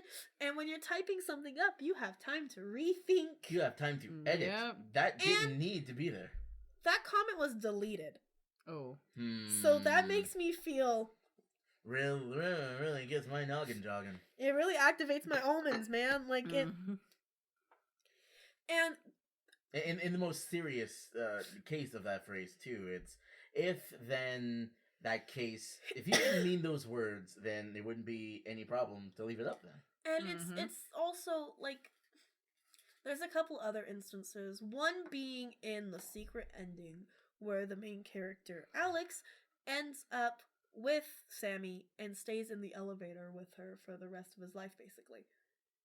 That really does not have to happen. Which, like, if you're making, there's references, and come on, man. And making a character who is based off of someone who tragically passed into a love interest. And being in the elevator. Yes, like that part too, specifically. And there's a second reference to her later in the game when they talk about the video. Well, they talk about someone referencing a water tower. They reference a death in a water tower, and they reference how the only thing. Okay, this is going to get a little bit gross. Oh, yeah. So if again, you can like scrub ahead a couple minutes. It's like a term. It's like hygiene. Yes. Like if you do not like unhygienic stuff, scrub ahead a couple minutes because we'll meet you there. It's actually extremely gross. Mm-hmm. Part of the case, the way that they found out that there was a dead body in the water tower was because the quality of water, the water was black in the hotel because she was in the water tower. And so in the game, there is a murder that takes place in a water tower. And, well, it's like a past reference. They talk about it. And they talk about how, instead of talking about the murder, the news reported only on the water quality. And that was another reference to the case. To the case. Which, when I first heard that, I was like, oh, come on, guys. Because they were trying to make the point that the news only cared about the water, the water quality and not the human life. Which I didn't necessarily see when the case was reported. In fact, I feel like... And the case, it did... Okay, so, once again, referencing that Chapel's video, the case, Elisa Lam was mentioned before as a missing person case force. And I think 3 days later, that's when the guests started complaining about the water, and they checked the water tanks, and that's when they found her. So, the news outlets did report on... the water, but they mostly focus on Elisa Lam. And I think a better point to have made would be talking about making light of a person's death by talking about supernatural cases. Mm-hmm. Which would be hard to do in a game like this, though, specifically since there's supernatural things within the game. Mm-hmm. Yeah, things that are, for a lack of better words, outside this reality. But I still, even if all the other things were fixed in the game, I don't know if I'd be able to fully support it just based off of the references to Elisa Lam and how I feel. Because it isn't handled tastefully, and it seems to, and correct me, definitely if I'm wrong, profiting off of tragedy. It very much feels very like that, tragic. and I really do not like it. There's also, I remember people were mentioning too that Elisa Lam's family, though heavily against the whole supernatural thing, like, it affected her loved ones, and honestly, if Could they you were... imagine, if they were to get a hold of a game like YIIK? If, I don't even know if they know, but if they did and they took legal action, I honestly would hope the court would be on their side. Aesthetically, it's a beautiful game, the music is amazing, but, again, that's a real human being. Another thing that I find to be very creepy is the fact that Axe Studios follows Elisa Lam's Twitter. Oh, yeah, they do. Which I feel is very unnecessary. Jen saw a screenshot online, and I researched it on my Twitter to see if it was true, and it is, and that there's something about that just feels gross. Yeah. It's nasty. It's Make it a spectacle of it. Yeah, like, I guess they'll, it's supposed to be like, she was an influential part of the game, but I mean, there are tragedies that have been in things and they're handled still more tastefully. The entire life of Godzilla is essentially a metaphor for a huge tragedy, but we understand that, but we can also love the heck out of Godzilla because he's cool. And if you don't like giant kaiju fights, why are you listening? but seriously though, in this household, we stand and support Stanzilla. Godzilla. I love it. But honestly, you can make these references and handle them respectfully, and not only will people get an enjoyment for having deep dive that stuff, but they can enjoy it for what it is outside of that. But it seems it wants to make this case almost central to one of the pivotal characters in the story. And that's not something you do. It's really uncomfortable, yeah. Another thing too about the character Sammy, there are parts of the games where they show her being bloodied and kind of gruesome-ish, like a zombie, and again, she is based off a real person. Yeah, at that point, it's like parading it around at that point. Mm-hmm. Yeah, and it's honestly kind of just sickening. Yeah, so even if this thing was squeaky clean, I'm not sure if anyone could endorse this game based on what's in it. And that sucks because for all this game is, it wants to also say that it isn't. It honestly can't pick a side, and the sides it's on are the worst. It's the worst things to stand behind. And to see a game with so much potential, just the like wasted potential is not a thing I want to see often throughout these podcasts, but it seems kind of like a hidden, not even a hidden theme about these things. It can work, it can click. You have Undertale Bone Man music. I don't understand how this isn't a grand slam, but then you have him saying quotes like this, and this is my favorite. My mistake was thinking that video games are art. I wanted to make a game about a guy who's a piece of crap, unlikable character, who by the end of the game has to transform. But too many gamers, when they look at this, they immediately get triggered by it. So the thing is, games aren't art. They're toys for children, and it's considered in bad form to talk about anything meaningful, impactful, or thought-provoking. And that is Andrew Allenson, the director of YIIK, a postmodern RPG. And honestly, we were talking about quotes and things. You had yours that offended you. This one offends me because, no, video games can aspire to be something that is greater than the sum of their bits. It is possible. Paper Mario, the Thousand-Year Door, doesn't have a lick of speech in it outside of noises, and that game is beautifully story written, plays like YIIK wants to, but it's good, so it's awesome. There are ways. Everyone has that game that they would consider to be near transcendent. Smash Ultimate.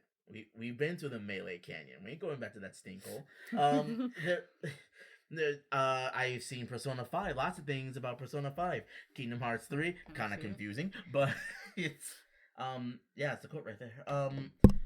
Like, video games can aspire to be entertaining and something that carries with us through time.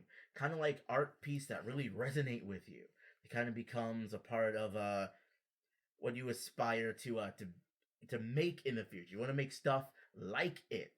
So for him to say this, it really makes me furious, because then you haven't learned your lesson from Two Brothers. It doesn't. And there was even a article that says that that quote is misused. It's from the website Gamecore, and they do kind of defend the quote, like they say it was out of context, but they just say he's just saying that because of how the social justice warriors don't like the game, and that right-wingers don't like the character, and it's just like, I feel like because the characters they really don't even explain how it's like cut context when that's all the context. Well, yeah, I mean, I don't like it because the characters can't be liked, all except Claudio. Claudio is the best character in the game. The best. And I would hang out with a dude like that. I would he would be my friend. One of the things, too, that also upsets me, he's like, games can't be meaningful and impactful. I don't know about you guys, but I've cried playing video games. Undertale. You wish. Oh my gosh. You wish you were Undertale. The whole thing with entire tech sequence in Thousand Year Door actually made me feel something. Yeah. You know what? What game? Tippy's story in Night in the Woods. Oh, yeah. I cried over Night in the Woods. Tippy's story and Super Paper Mario made me emotional. Really? I've cried playing Pokemon, man. Pokemon makes everyone. You're correct. Yeah, back when. Anyways, we're not Your going back to that. Pokemon broke through, so you would. Oh my gosh, Sorry. legitimately, Oh. I've cried from that when my Pokemon pulled through, and I'm like, you So love you me. feel so bad. Like, I'm sorry, baby. This So fight will be video over games- soon. Video games can be art. I mean, look at Kingdom Hearts. It's fun. The story doesn't make a lick of sense, but playing it is fantastic. And And we meme on it because of that. Mhm. So it becomes a part of us then. And video games can talk about One meaningful. Sky, One Destiny. Is that what he meant? Sora didn't realize what he was saying. Anyways, continue. Video games can talk about meaningful subject matter too. I could. Yeah. I think it can tackle a lot. You can tackle a lot within video game Another- stories. Oh, another thing I was thinking about too is because how we were mentioning about Lisa Lane.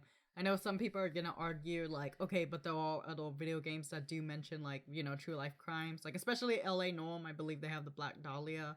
And you could case. say Metal Gear Solid does that too. Yeah. They actually have like B stock footage of things. Yeah, I think specifically in Snake Eater. I think Sneater. I think so. It actually does reference real life different things yeah. and stuff like that. And But another one I think is another indie game that's based off the Devoda Pass incident, the one that happened in Russia about the hikers, how they were found. Oh yeah. And the game of it is basically you're in the mountains and there's like a supernatural ghost going against you. I know people would also say that this was disrespectful, but I think that's also like a different thing because that's obviously meant to be like a horror survival game. And I think it's also the age of the references as well. And there's way to reference things like this respectfully. There's way And with dates, I would argue, well, not to argue, but I would make the claim that with how it's dated, I would think the more recent the date, the more tactful you have to be. Because if it's several decades apart, then it would just be history. But if it's recent and it's tragic, I would say you're partially responsible for relaying that information. If you have to put it in your game to continue to keep the serious tone in it. And I think the thing that gets to me is they could have done some sort of, like, it could have been inspired by it and done in a tasteful way, but using almost shot for shot like It's like image a recreation. references to her disappearance and making her a love interest. like those are the two things Like that an analog of a real life person as a love interest for your main character. it's really like an uncomfortable thing. It is. It really is. Like, you could tell when, I mean, if once you know and you see it, it does put a bad taste in your mouth. Something YIIK. that I actually really want to commend the devs for Oh, the after all of this. And again, this goes out to the YIIK developers. I'm sorry. Since I'm actually saying this, the Y2K developers. I hope they don't. The YIIK developers. The YIIK developers. Yes. Developers. If we're wrong about certain things, reach out to us. Tell us, like, hey, this is just like a misinformation thing, or like, hey, we weren't intending it for it to be like this, or different things like that. Like, let us know if you want to also come on the podcast. We'd be willing to. Because I would talk be willing to to debate on the validity of that quote, and honestly have a conversation about then, in his mind, what is art in games. And I still believe, and this is going to be the last time I reference it, I know I'm going in a circle, but it is possible because it has been done before. Yeah. And one of the things, though, I do want to commend them for is actually listening to fans and working and putting fixes in their game. Mm-hmm. They're not leaving the game. There was people complaining about the battle style, and they're working on that. There was certain things, I think, with the story, with the ending that they're fixing. Different things like that. And I think that... Well, that ending, continue. I think that that's good. That's, like... Because I listen to criticism. Yeah, That's good. I really, like, I appreciate that from them. And again, none of this stuff is to demonize the creators. If I sounded, like, upset, it's just because, like, it just rubbed me the wrong way. I can explain the reason why I was upset. I love story. If a game can play as well as the story's told, you will probably have to, put me in a box and ship me halfway across the country to get me to stop talking about it. Like, story, I think this is something that I always, like, talk about, too. A game with bad gameplay and good story is better than a game with good gameplay and bad story. Yes, because it has to be something to keep you there. Has to be.